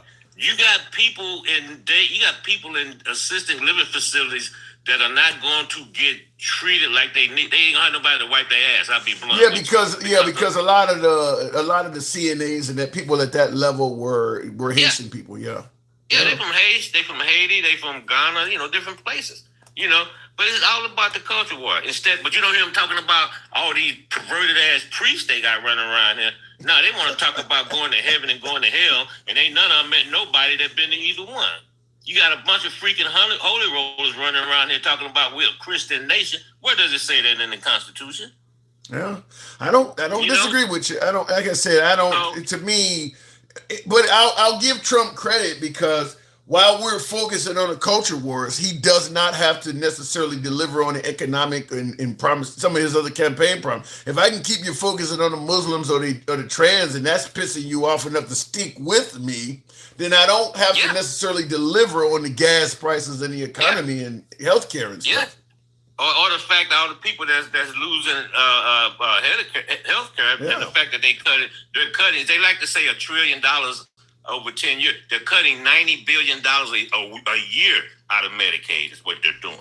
And also, they don't need to talk about the fact that they pretty much gutted the Justice Department. All your experienced lawyers have left. They pretty much gutted them. To me, it sounds like I hate to ask this, and I know my beloved MAGA is not going to like me asking this, but is this administration going away? Because to me, some of this sounds like okay, you're talking about the ballroom today, and they're talking it's 70 feet high and it's 5 stories down, and it can protect against nuclear hits. I don't know. To me, it sounds like some of the stuff Trump is doing is stuff that would be done by somebody who does not intend on leaving. Are they going away if they lose? I have faith. I have faith in the United States of America, and I have faith in the people. And every time you do stuff in this country, you can push and push and push, and then you get a hell of a backlash. And that's when the shit changes. You know, so he ain't staying. You know where he gonna stay? He gonna take his nasty ass down to Mar-a-Lago. That's where he gonna stay.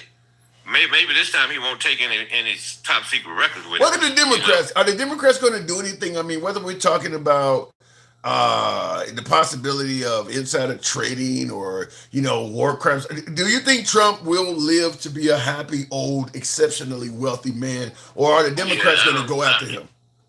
I don't think they're going to go after him. I'll be honest with you, man. If you did, just like if they impeach him, all you're doing is turn him into a martyr because you don't have enough. He's already a fucking martyr. He's already a martyr. Even worse, but you don't have enough. You don't have enough people in the Senate to convict him. No, I mean, let's say the Democrats are victorious. Let's say the Democrats take back the House and Senate. Are they going after him? Yeah, but they won't have 2/3. They won't have enough to convict him. When they impeach him in the Senate, they won't have enough senators. They need at least 2/3 to do it, and they won't have enough. Will they do it? Will they do it just for principle, like Nancy Pelosi, just on the principle? That's a waste of time. It's a waste of time. Shit, who cares? I mean, who cares about wasting time? You got Trump putting his name on memorials and fighting EG. Nobody gives a shit about wasting time. I mean, and you know what else too? We look like freaking idiots to the rest of. He is turning the United States into a pariah nation. Explain that. What do you mean? Because look at the countries, Tim. We can't get anybody to do anything with us. They're starting to do their own military packs, their own weapon system packs, their own trade packs, and they're cutting us. We're not getting in on that. You know? Even Turkey, did you hear that Turkey and Saudi Arabia, they create their own little Muslim NATO? Yeah. Do you know Turkey has the largest squadron F-16s. Besides, they're the second largest behind the United States. Well, as long as the F-16s come from us, we can kind of control. They come from us. We can control. Just like we did with Iran, we sold them a bunch of F-14s, and they can barely keep them flying. So you still need the parts. We put an embargo on their ass. We ain't put no embargo on Turkey. But not only that, Tim. Look here. They over in what is that? Islam, Turkey. We got Turkey. Oh, China. We're busy rolling back shit. Meanwhile, China is wearing our ass out. They looked at 37 different milestones of different things that we do, right? Through technology and everything. They're basically ahead of us in about 32 out of 32 of them. Wow. Well, I'll tell you what. But hold on a minute. But what is Trump doing? He paid companies billions of dollars $1 billion. I think it was 2 companies paid each one $1 billion to buy back their license for wind farms. He cut back on the solar panels. And China is leading. They dominate the market. I'm not just talking about what they putting in over there. They dominate the market. If people I tell you, because look, and this is where I'm sure some of my folks on the right are going to disagree with me, but I think that China is doing what they believe or perceive is in the best interest of China going forward.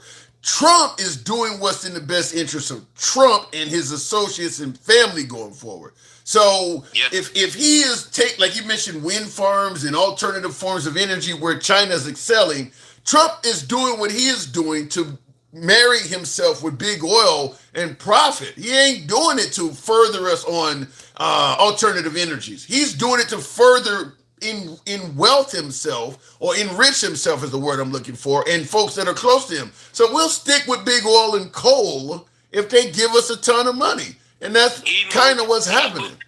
He's moving us backwards. And yes, Billy Wop, you're right. Over in China with the Road and Belt program, they're pretty much controlling South America. They built 2 megaports down there because of the trade war that Trump put on their ass the first time he was in office, and then the second one also. He's moving us back. I gotta move it on, but I will say, at some point you can't blame all this on Trump. You think the Republican Congress don't see this shit? They would be screaming to the heavens if Biden or Obama was doing it. They know down the line what he is doing. There's going to be a price to pay, whether it's our allies that you're rightfully talking about are forming alliances, doing their business elsewhere. The tariffs are causing people to go and do. I mean, they know that. So at some point, you got to blame Congress for just idly sitting back and letting them do this stuff. He's 80. He ain't going to be around. He's 80. Check this out, Tim. They are 100% responsible. Yeah. They have been denutted. They're eunuchs. They have Trump. You take the first 2 years he was in office the first time, and you take these 2 years he's in office this time. How many congressional committees have had investigations about all this crazy shit going on? None. The first time he ran amok until the Democrats came in and Nancy Pelosi put her foot in his ass. But then they started doing investigations. He's been in office 2 years, Tim. Where's the damn immigration bill? If immigration is such a hot item, Congress has pretty much said, "Sir, do whatever you want." Johnson, Speaker of the House Johnson, has pretty much said, "Do whatever you want, sir. We got you." And that's we're just dealing with an executive Oval Office. I gotta go, but that's what we're dealing with. I'm not gonna even call them the P word because I love the P word. But I'm gonna call them something. They just damn punks, bro. That's all they are. They are his lap dogs. You know what I always say? Head up Trump's ass syndrome. That's what they got. All right, Travelman, great conversation as usual. Thank you. Thanks, bro. Always a pleasure. Tap the screen. I always like the knowledgeable callers as well. In the comments, how very sad people don't understand that you're up and what does that say? Coming from Cherry Dement, is that what I'm seeing? It says, how very sad people don't understand that Europe and other countries have been taking advantage of the United States of America since the end of World War II. We can no longer be the world's police. You know there's going to be a cost to that. I don't know why people think that we're the world's police at the cost to America and the taxpayers, and we gain nothing out of that. There's a lot of benefit to being the world's police. We control what the world does on many levels. The US dollar, all of this stuff. We control who trades with who. There's a lot of benefits to being the world's police, which is why we live very comfortably, which is why you pay less for fuel in America than you do in most places. There's a lot of things that, okay, let's talk about Trump with he was saying countries were ripping us off with the tariffs. There's a lot of things that the countries that we deal with realize. If America lets us get away with this, we'll let them get away with that. Trump comes in and says, we're no longer letting anybody get away with this. So the countries respond back by saying, we're not going to let you get away with that. I think it's that MAGA does not realize exists. You guys just think that we're doing everything for them and getting nothing back in return. You're going to learn and you're going to miss that shit that we're getting back. That's the problem, is that these countries are doing stuff for us, allowing us to use their airspace, allowing us to have bases in their countries, allowing us to have our troops, our ships, our naval vessels and everything stationed all over the world so that if there's a problem, we're already right next door. That's one of those that's that they doing this, they're doing that for us. Once you're doing nothing for them, well, shit, if you ain't doing nothing for me, you're charging me for every damn thing, you can either pay to have your military base next to Russia that's your enemy, or you want to do surveillance on China, then you can pay us, or you can take your people and go home. I think folks tend to think this is the greatest amount of a supremacist mindset I have ever seen. The notion that America doesn't need anybody at all. We can do everything on our own. Nobody can fuck with us. We are just at the top of the pile. Iran has shown us that without nukes, we can barely handle them. Imagine if a few of these countries teamed up together. Without nukes, we cannot even handle Iran. Imagine if they started teaming up together and one or two of those countries actually had nukes. What you guys don't seem to realize with this supremacist mindset is that NATO don't fucking need us as much as we need them. We need NATO more than NATO needs us. The idea that America is a great nuclear superpower and without America, without the United States, rather, not America, without the United States, NATO wouldn't be what it is. NATO was a hellified superpower even if the United States is not part of it. They got plenty of money, they got plenty of nukes, and plenty of assets. Without America, without the United States rather, NATO is still a hell of an entity to reckon with.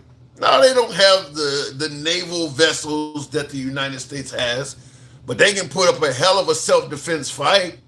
The United States military is built more for offensive purposes.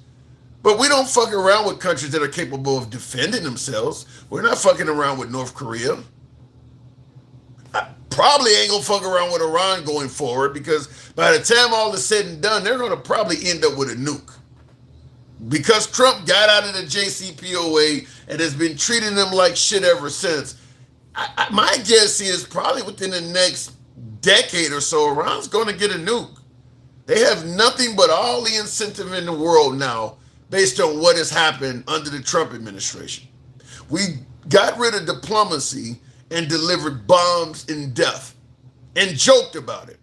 Not to mention what they're seeing happening in Gaza, which is nothing short of a genocide. They're seeing that too. They have no reason to believe that making a deal with any future U.S. president will be adhered to, because they made a deal with Obama and Trump came along. I don't like the deal, I'm ending it. And then just started dropping bombs on them. So why would they make any deals going forward? Which is why it's a shocker that anybody on the Trump side of the aisle seem to be confused as to why Iran isn't making a deal. Why would you make a deal with somebody who just broke the last one and killed all of the people they could get their hands on? Why would you make a deal with them? I don't think anybody in Iran would believe America's going to honor that. Remember, we were supposedly going to go over there because the Ayatollah was killing their protesters, and they were going to see us as liberators, sounding a whole lot like Donald Rumsfeld right before the invasion of Iraq. They'll see us as liberators. I think Dick Cheney said some shit like that as well. They'll see us as liberators. They said the same shit when we went into Iran. The protesters will see us as liberators. How the hell are they going to see us as liberators when you're threatening to kill their whole civilization in one day? Biggest strike since World War II. We're going to bomb desalination plants so they don't have water. You don't think they know we put Cuba in the dark? Took the leadership from Venezuela? Threatened to bomb Greenland? You think they trust us? You think any fucking body do at this point? NATO is an ally, and we told them that. We told Greenland that with NATO being an ally. Just the other day, Trump's threatened to bomb the shit out of Oman. How the hell is he not coming across looking like a crazy man at this point? How the hell is that not happening? So who's going to make a deal with the United States based on all of that? That's all in 2 years, folks. Less than 2 years. It's about 1 3/4 of a year. Trump has not even been in office for 2 years. Everything I just told you has happened in that short period of time. Kind of comes across like a crazy man. All of those countries in that short period of time. Why would you make a deal with that nation? They're threatening to kill their own allies. Here we are, I'm speaking on behalf of Tehran. Here we are trying to have a conversation with you through the nation of Oman, and now you're threatening to kill them too. Why the hell would you make a deal with that guy? He comes across as a crazy man. You need a General Milley at this point. Somebody to go through the back channels and let them know this ain't going, you don't have to worry about this getting out of hand. We don't have that right now. We do not have that right now. We look like we're being governed by somebody that's crazy, threatening to kill allies and take over allied countries. In the comments, I see somebody's giving me the fuck you sign. Top of the line is giving me the middle finger and calling me a clown. Good evening, top of the line. In the comments, that was a lot of self-rights shit from a party who does I don't get what you're saying, they're conservative, but you do say, and all that stuff you're talking about came from the Democrat Party, not the Republicans. Okay, so you must be talking about something I said earlier, because what we're talking about now is uniquely Trump. This ain't even Republican shit, what he's doing. It's him. And when they go after Trump, I will be on your platform saying our groceries and gas is cheaper. I don't know if it will be, though. I mean, if the Democrats get in there and they're trying to impeach Trump, I don't know if it's going to automatically bring down the price of gas and groceries.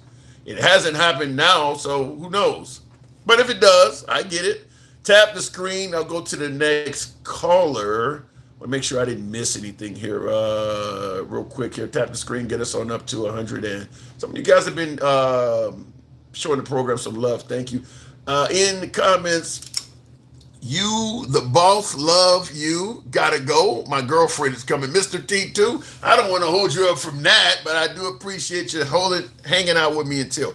Real quick also, in regards to my last caller, had me asked me to look up this information, and it came in the form of a super chat, so I'm gonna certainly do this. The person's name is Atifa Sahala, something like that. I'm not gonna be able to pronounce this individual, but it does say she was an Iranian girl from the town of, and it's a town in Iran, some province, who was executed a week after being sentenced to death by, and they got the name of the person who's the head of some court, on charges of adultery, crimes against chastity, and repeatedly being raped. There's a couple things I'll say on this. First of all, it's awful. There's no defending it, but they got the person's name who sentenced her to death. Is this on behalf of the Iranians, or it could be some local government official doing this shit to cover up something? It's hard to say. Because they got this individual's name, and she was born in 87 and died in 04. So, this was a fairly young person. But first of all, let me make it clear. Let me make one statement. If we're going to point this out, the fact that they got this person's name that was abused and executed, and the story is 22 years ago, happened in 2004, August 15th. So, almost to the day, 22 years and a few days. The fact that the only story they're coming up is 22 years, first thing this should show you, this doesn't happen that often even in Iran. This is what you're coming up with. It's kind of like the Lincoln Riley story. Illegal immigrants are coming over here and they're raping and murdering people. Okay, you should have a lot more stories than just Lincoln Riley at this point. If you're only coming up with, then obviously this ain't happening very often, because you certainly would put this in the news every time it happens. This isn't happening that much, even though the one time, as they often say, is too much. But the fact that the story that they're bringing up is 22 years old, basically, this isn't commonplace, probably even in Iran. That it's down to the point where they actually know the girl's name. So it is what it is. But there's no way, as you heard me ask the device, this doesn't happen in all Islamic countries. This is an extreme situation, extreme outcome, an extreme atrocity that looks like it's probably damn near a one-off, and they're trying to make it sound like any Islamic country on the continent is doing this. I don't know. I'll just leave it at that. I do believe if it was happening more often, there would be more names. That's all I'm saying. I don't even, was it happening in Afghanistan? We occupied Afghanistan for quite a while. We were in Iraq for quite a while. I wasn't hearing stories like this coming out of Iraq or Afghanistan. Those are Muslim countries. You weren't hearing about that. Now, I know Afghanistan treats women like shit. It really all Islamic countries, the ones that we deal with, are not very favorable to women. It just any far right country is not going to treat women and minorities well. That's just part of being on the far right, which is kind of why I kind of wonder why they say Mamdani as a socialist is going to do all this stuff, because socialism is left. The far right is when you start taking away people like minorities' rights and women's rights, and it becomes primarily a religious majority male-driven society. So I don't know where they're getting it from. But anyway, looking in the comments, sounds like Trump files shit. In the comments, I want to make sure I didn't miss anything other than top of the line giving me the middle finger. You can be okay with somebody you don't know telling what is good for you. I'll take care of myself. In America, you got people that you don't know that are telling you what is good. I mean, that's just part of government. Nope, they're not going to impeach, just lock him out of the cash drawer. Well, they may need to take some of the cash back from him, because Trump has gotten insanely wealthy as president. He's gotten insanely wealthy. He's made a lot of money. Going back to the box, Mr. Magic. No left, no right, just a system built to rule and divide Americans. It's always going to be somebody left. Mr. Magic, good evening. What's up, Tim? Not much at all. Good to have you on. What brings you up this evening? This Muslims. Just talking about the Muslims. I'm here in Detroit, man. The Muslims ain't dope. We don't even see Muslims, man. How close are you to Dearborn? Detroit butts right up against Dearborn. You can't be in Detroit and not be near Dearborn. So you're not hearing the prayer horns going off in the morning and all that shit? They do that. Now they do. I don't live that close. I don't really live close enough to hear the call of the prayer, but I've been in Dearborn and when they have the call of the prayer, and it's all Muslims. It ain't nobody else there. So if you're saying something's wrong with it, what's wrong with it? I mean, ain't nobody else there but them. So what's wrong with them having their call of the prayer? I mean, it's, and then you know who was there before them? Who? Before they moved in there, you know who was in there? Was it us? No, them evil ass white people. Why would you say they evil? Come on now, that sounds racist. Hold on. No, you call it racist. You call it. Dearborn was known. If you Denkel know, because I listen to Denkel. And plus, before I say any more, I've been listening to your show for a long time, man. Thank you. And this is the first time I ever talked on a live before, ever. Wow. Just before I go. So I'm giving you a grace here. Don't be a stranger. You can come on back anytime. Thank you. Keep going. Okay, but no, they had a white mayor. I mean, they used to destroy Detroit, Dearborn. Dearborn was known through the 60s and 70s for white kind of that 8 mile type shit. 8 Mile. 8 Mile is cool. 8 Mile. No, I'm saying that they have a history of dividing the town in half or something. Oh, definitely. Detroit is divided just like that. Yeah. All over. 8 Mile is divided, but Dearborn was devils. I mean, Dearborn was known for racism. I mean, I'm a little older than you, and most of the people probably on the program, but they were known for that. I mean, they just was known for it. So the Muslims and Arabs are a blessing over there. They ain't doing nothing. So the Muslims are actually better than the white people, white Americans. They definitely better. And not only that.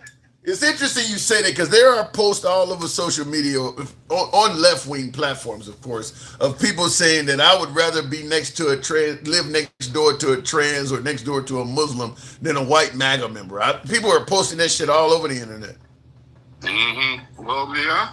I guess I don't really get into. I don't deal with MAGA. I can't deal with MAGA. I mean, I just can't deal with them. We love MAGA. MAGA's fun. We like MAGA. You love MAGA because MAGA's good for you. But I like MAGA. I wish I could get more of them. I don't. I could see me in what's his name? MAGA Reacts. I kick that motherfucker's ass all day, every day. You guys just have a difference of opinion. That's all. Yeah, okay. It's one hell of a difference, too. I mean, one hell of a difference. Oh my God. Talking about Sharia law. Sharia law, them people ain't doing that. They was a lot better than them white folks who was in Dearborn before they, because in the 60s, when they had these riots in Detroit, and they were legitimate riots. Now the whole country had riots for the same reason. I mean, you raise a good point. As an African American, I've never heard of any African American complaining about having issues going through a Muslim neighborhood, but white neighborhoods, the complaints are legion. Thank you. Yeah. I mean, they cop cars used to just sit out on Michigan Avenue. They was just sit there. And you drive by that bad boy, they pulling you over. They undressing you, man, sticking their finger up your butt. And I mean, they was just vulgar, man. They were just vulgar. Yeah, we had that in Chicago, over near where the White Sox play. I forgot the name of the area. Bridgeport. Right near when you left Comiskey, what used to be named Comiskey Park. I don't know what the stadium now is called, but where the White Sox play their games. The subway's like right next to it. And you cannot go behind that stadium in that neighborhood because it was all like what you're talking about, very similar to that, a racist area. I mean, and Chicago was like that for years. So, I mean, yeah, it has been like that. Yeah, it's definitely like that. So all that Sharia law stuff, I ain't gonna say I'd rather have Sharia law. No, I don't want that either.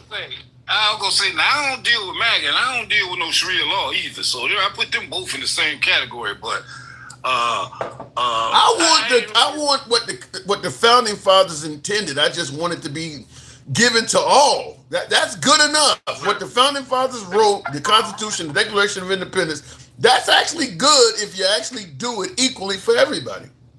There you go. That's what I'm talking about. Yeah, I'm good with that. Because, because it was MAGA. You sound like something gangster grandma would say. In the comments, Godmind says, go Democrats 26 through 28, Democrat for president. Well, the Democrats do not have a leader right now. But then again, neither do the Republicans. I mean, everybody keeps saying Trump 2028. He'll be 83, so you can't be Father Time. Plus, right now with the way the country's going, I don't even think Trump would come close to having the votes. So even if he could alter the Constitution, he don't have the votes to win in 2028. But Father Time ain't gonna vote for him either. So neither side has a leader right now. Right, neither side. And I did vote for the Michigan guy to get the Arab guy in Michigan. I voted for him. You voted for Abdul what is it, Saeed? Yep, I did, because he was talking the stuff I want to hear. I mean, he's talking good stuff. I mean, really. Give me some examples. Give me some greatest hits. Well, okay, he's talking about health care for everybody. Now, I got people. Now, let's stick on the healthcare thing for a minute. Now, I got people who, I'm a general contractor. Mm-hmm. So, I know guys who make good money and they work. Are you 1099? Well, I'm not 1099. Because they don't have health care at all. Is what I'm asking, because all 1099 employees don't have health care at all. I 1099 my workers. I 1099 all my workers. So they need health care. They need health care, and I do too. Shoot, I mean, I'm just saying we all need it. Yeah. I know guys, my point was, I know guys who make good money, like in their working life. And like, let me just go use a figure just so we can kind of get a feel for what I'm saying. Like, say they profited, maybe it was worth $2 million, and they worked from 40 years, right? Get sick, man, and all of it goes. Ooh. All of it goes. You know what I'm trying to say? That you didn't work that. Think about that. That's bad. You didn't work that hard. You know what I mean? That's very successful. You've been, that's the American dream, right? You get sick or one person in your family gets sick and all of it goes. All of it goes. And I don't mean, 20 years, 10 years. I mean, it's in a year. Yeah. That kind of money goes, if you're really sick, that kind of money goes in a year. Yeah. So you didn't work 40 years, you didn't put in 40, get sick for one, and then you unemployed. I mean, you on the streets. That's terrible. That's one thing. That's one thing I voted for him for. I just wouldn't want. Listen. I don't know why our country is so against making sure Americans all have health care, but I've heard rumors that is steeped in racism. I've heard rumors that a lot of entitlements were available until everybody became equal and had access to it. And suddenly people didn't want their money going to it. I don't know if that's valid or not, but they make it sound like stuff like college and all of that shit used to be available to all people. But once, minorities and stuff gained equality and was able to go to this stuff, people didn't want their money going to help them. They didn't want to help them. But that was a lot of stuff. The GI Bill. I mean, it's some evil white people. Now, I know you're going to say I sound like gangster. I ain't as bad as gangster. But they evil. I mean, they evil, man. I hear them on your show. You gotta have some. There's a lot of white people out there that are very nice. I ain't saying they all. I ain't gonna say they all. I will not say they all. But the men, I don't deal with white men. Listen to me. I won't hire them. Now you're being absolutely racist. You won't hire white men. Now you're being racist. No, I won't hire. If let's say if everything was equal, let's say if the two people came in my office, let's say a Arab came in my office and a white guy came in my office, and everything was equal. Let's say I hire the Arab. But you gotta understand this Detroit, man. It's tight around here, man. White folks is wild. They wild. You're talking like Jamal Kirk. Sound like Charlie Kirk in reverse. What are you, Jamal Kirk? You can't talk like that. Not only is that's illegal too, but you sounded like a racist, man. If I got on the airplane and seen a white man on there, I'm going to get off. I want to get off. I want to get off. I don't like him. Oh, Lord. I don't like him. I don't trust him. Oh, Lord. All right. I'm going to leave that one alone. You get... But you know what, though? You know what? You know how somebody say, well, but they beat me into this. I've been beat to this mold. It ain't like I woke up and was just saying it. I've been beat down my whole life, man. In Detroit, when I was a kid, we used to have a big four. All white police, and it's in a city that's 85% black, and it used to be Big Four, and it used to ride around. And I heard Dinkale talk about it. So Dinkale, he used to live in Detroit, but I mean, there wasn't no room to put you in the car. It was four big old white men, so they just beat your ass, man. They just pull you over. Right. Let's say you was just walking down the street with a radio. I don't know what to say. They would just jump out the car and whoop your ass, man. I mean, I'm just saying. For you probably say, well, what did I do? You ain't do nothing. You didn't do what they wanted you to do. That was good enough. Yeah, now, I'm curious. How you said you're in your 60s? Yeah, I'm in my 60s. I'm 68. Yeah, I'll explain it when I'm on the other side, but I can understand where you're going. Because I'll just say it like this. I often bring up my late grandfather, who was a World War II vet. And he passed away, God rest his soul, in 99. And he died still hating the Japanese because that's who he fought against in World War II, and that's who was trying to kill him. And I bring up folks like him, or even folks like Jesse Jackson and Al Sharpton, that people say they see race and everything. Well, when you think about all the millions of death threats and, what they got locked up and all that, people who went through that stuff, like what you're talking about, we don't give them the leeway of understanding that you can have racist PTSD. Like anybody that fought in the Iraq War, if they don't like, you know, they're in Fallujah or they're in Afghanistan, they're in Kabul, we would understand any GI that does not like Afghanis or does not like Iraqis for what they went through. But for some reason, when we talk about the African American community, and there are a lot of people your age and older that got their ass beat, raped, robbed, all that, we don't understand why they would have PTSD for what they went through. Some folks who went through, some people locked up for shit they didn't do, folks taking a long way home because they're scared of the Klan or they're scared of some group. I mean, we understand it with the GIs for what they went through. But when we talk about the African American community who went through real, genuine threats, we don't understand it with them.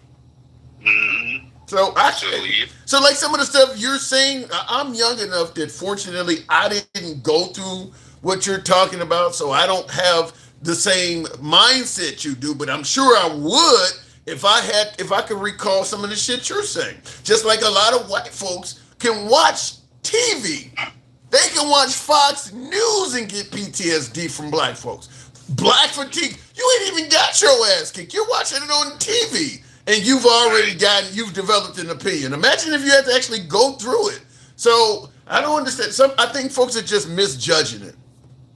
That's all they doing. That's all they doing. You know, like I say, I've been whipped in shape like this. It ain't like I just woke up one morning and just said I'm gonna be this way. No, man, this is cruelty, man. Especially Dearborn. They got if you can look at the history of Dearborn. Everybody talking about the Muslims in Dearborn. Look who was there before the Muslims came. Just see if you can ask your thing that. I mean, I've heard the story, so I already kind of know. I mean, we weren't exactly friendly to Muslims most of our history, so it kind of makes sense. There's a bunch of wild, crazy white folks, and that's what and they were wild. They wild. And they can sit there and talk. They can tell you, oh, well, black folks, black people don't do nothing. We don't do nothing but take white people's shit. That's all we do. That's all we do. So I'm tired of it. I'm too old for it. Well, hopefully we don't go back in time to that era. I got to move it on. Certainly do not be a stranger. It's a good call. You can come on back anytime, man. Thank you. All right. Appreciate it. And I listen, I know some of my folks, particularly my beloved MAGA, are probably listening to the shit I just said with rolled eyes, but fact is, anybody that go through some shit, we generally can understand how it affects them. But with the African American community, we do not give them that same leeway. Because like I mentioned, Jesse Jackson, I mean, Jesse Jackson and Al Sharpton get criticized all the time as being race baiters and race hustlers.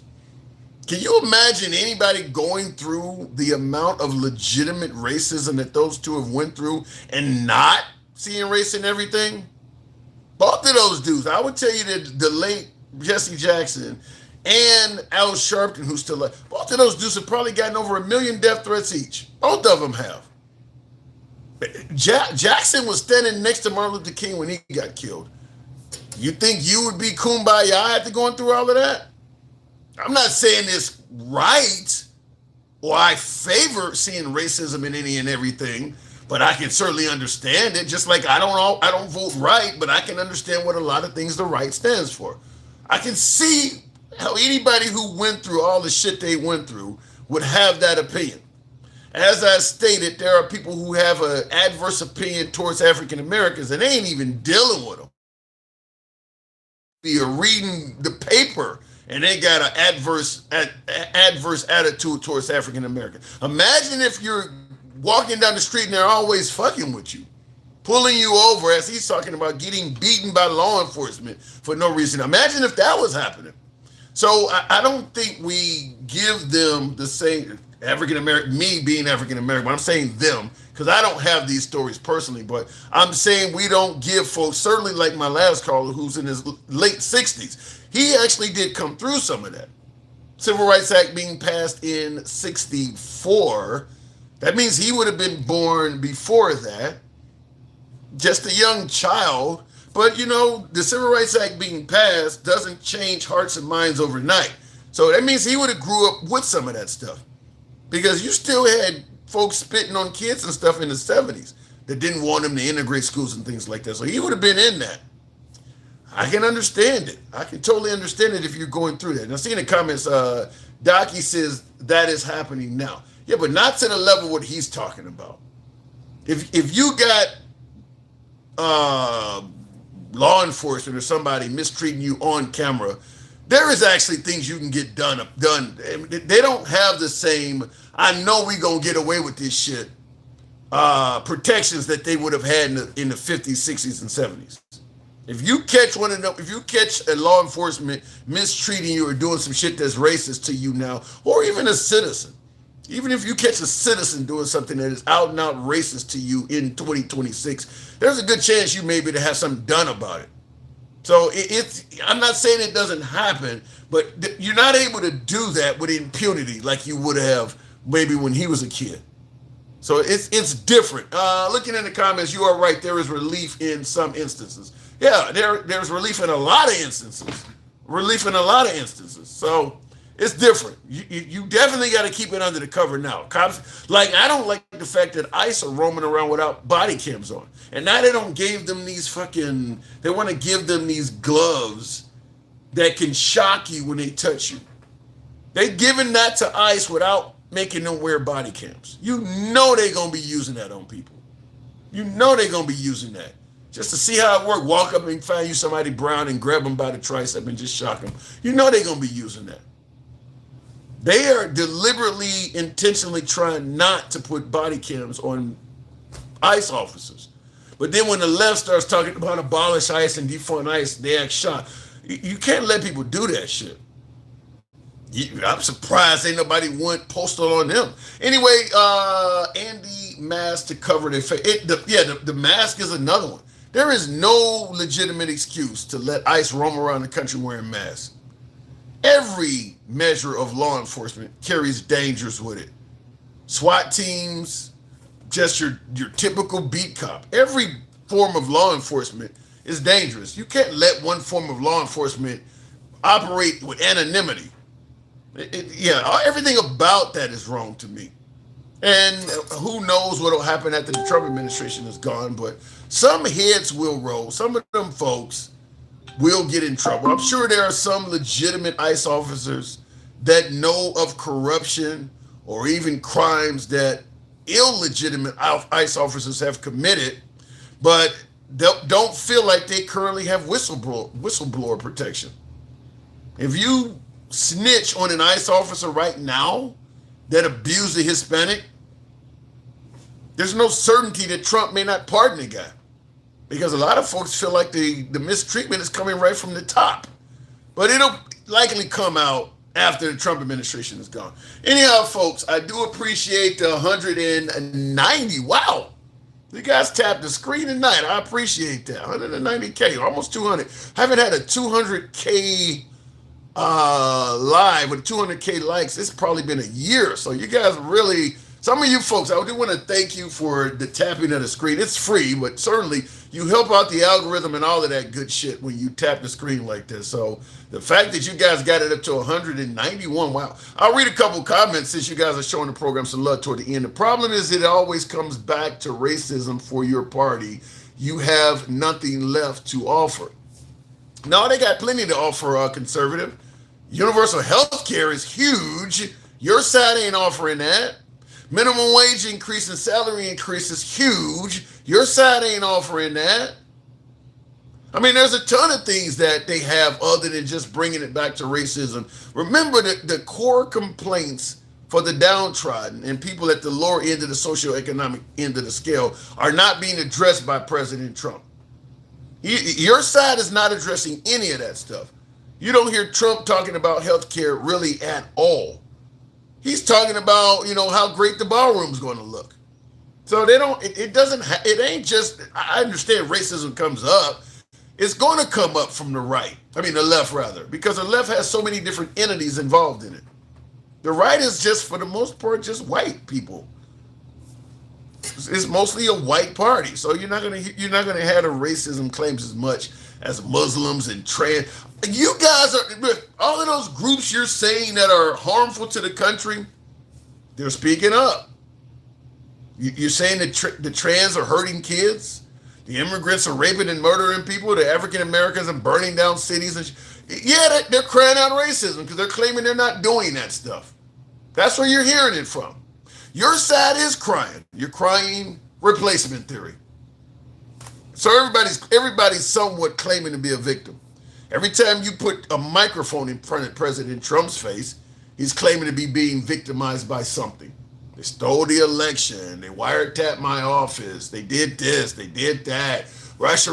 He does it. You guys are okay with victimhood. You just want it on your side. The left is all white. No, the right is all white. Not the left. The right is all white. Which makes it a lot easier to be a Republican politician than a Democrat politician. Because as a Republican politician, all you do is have to cater to the desires and wants of white people. If you're a Democrat politician, you got the Muslims want a seat at the table, the LGBTQ want a seat at the table, black people want a seat at the table, Hispanics and immigrants want a seat. You got to address all of their needs. And that's a lot harder to do because a lot of their needs clash with each other. The Republican Party, which does have a few members that are non-white, but when you listen to them, for the most part, they're asking for the same shit. You listen to Tim Scott or Byron Donalds, write what they are concerned with on paper. There's no way to know that came from anybody but a white man. Everything that Byron Donalds is going to tell you, the police, 99% of them are good and they want to get on in their face. He's not going to sound like anything but a white guy, just like Officer Tatum. Officer Tatum is going to be telling you how, Kyle Rittenhouse was justified and Sandra Bland deserved it. Or Sandra Massey deserved. He's going to sound just like them. So the non-whites in the conservative party, they pretty much want the same stuff the white people do. It's pretty easy to be a Republican politician when you only got to cater to one group. Whereas the Democrats have a much harder job ahead of them. 200,000. Wow. I feel good tonight. Thank you, folks, for tapping the screen. Great show, says God Mine. Thank you. Great audience. You guys were an awesome crowd tonight. Better than most. It's your boy Tim, the handsome liberal. I will certainly see you folks tomorrow. If you enjoyed the show, as always, follow the program. If you're watching on Substack, Instagram, TikTok, or Clapper, you happen to be watching on YouTube, give your guy a sub. You guys take care. I'm going to give me something to eat. I'm out. Holla. Got to be able to turn it off, though, for it to make it work, huh?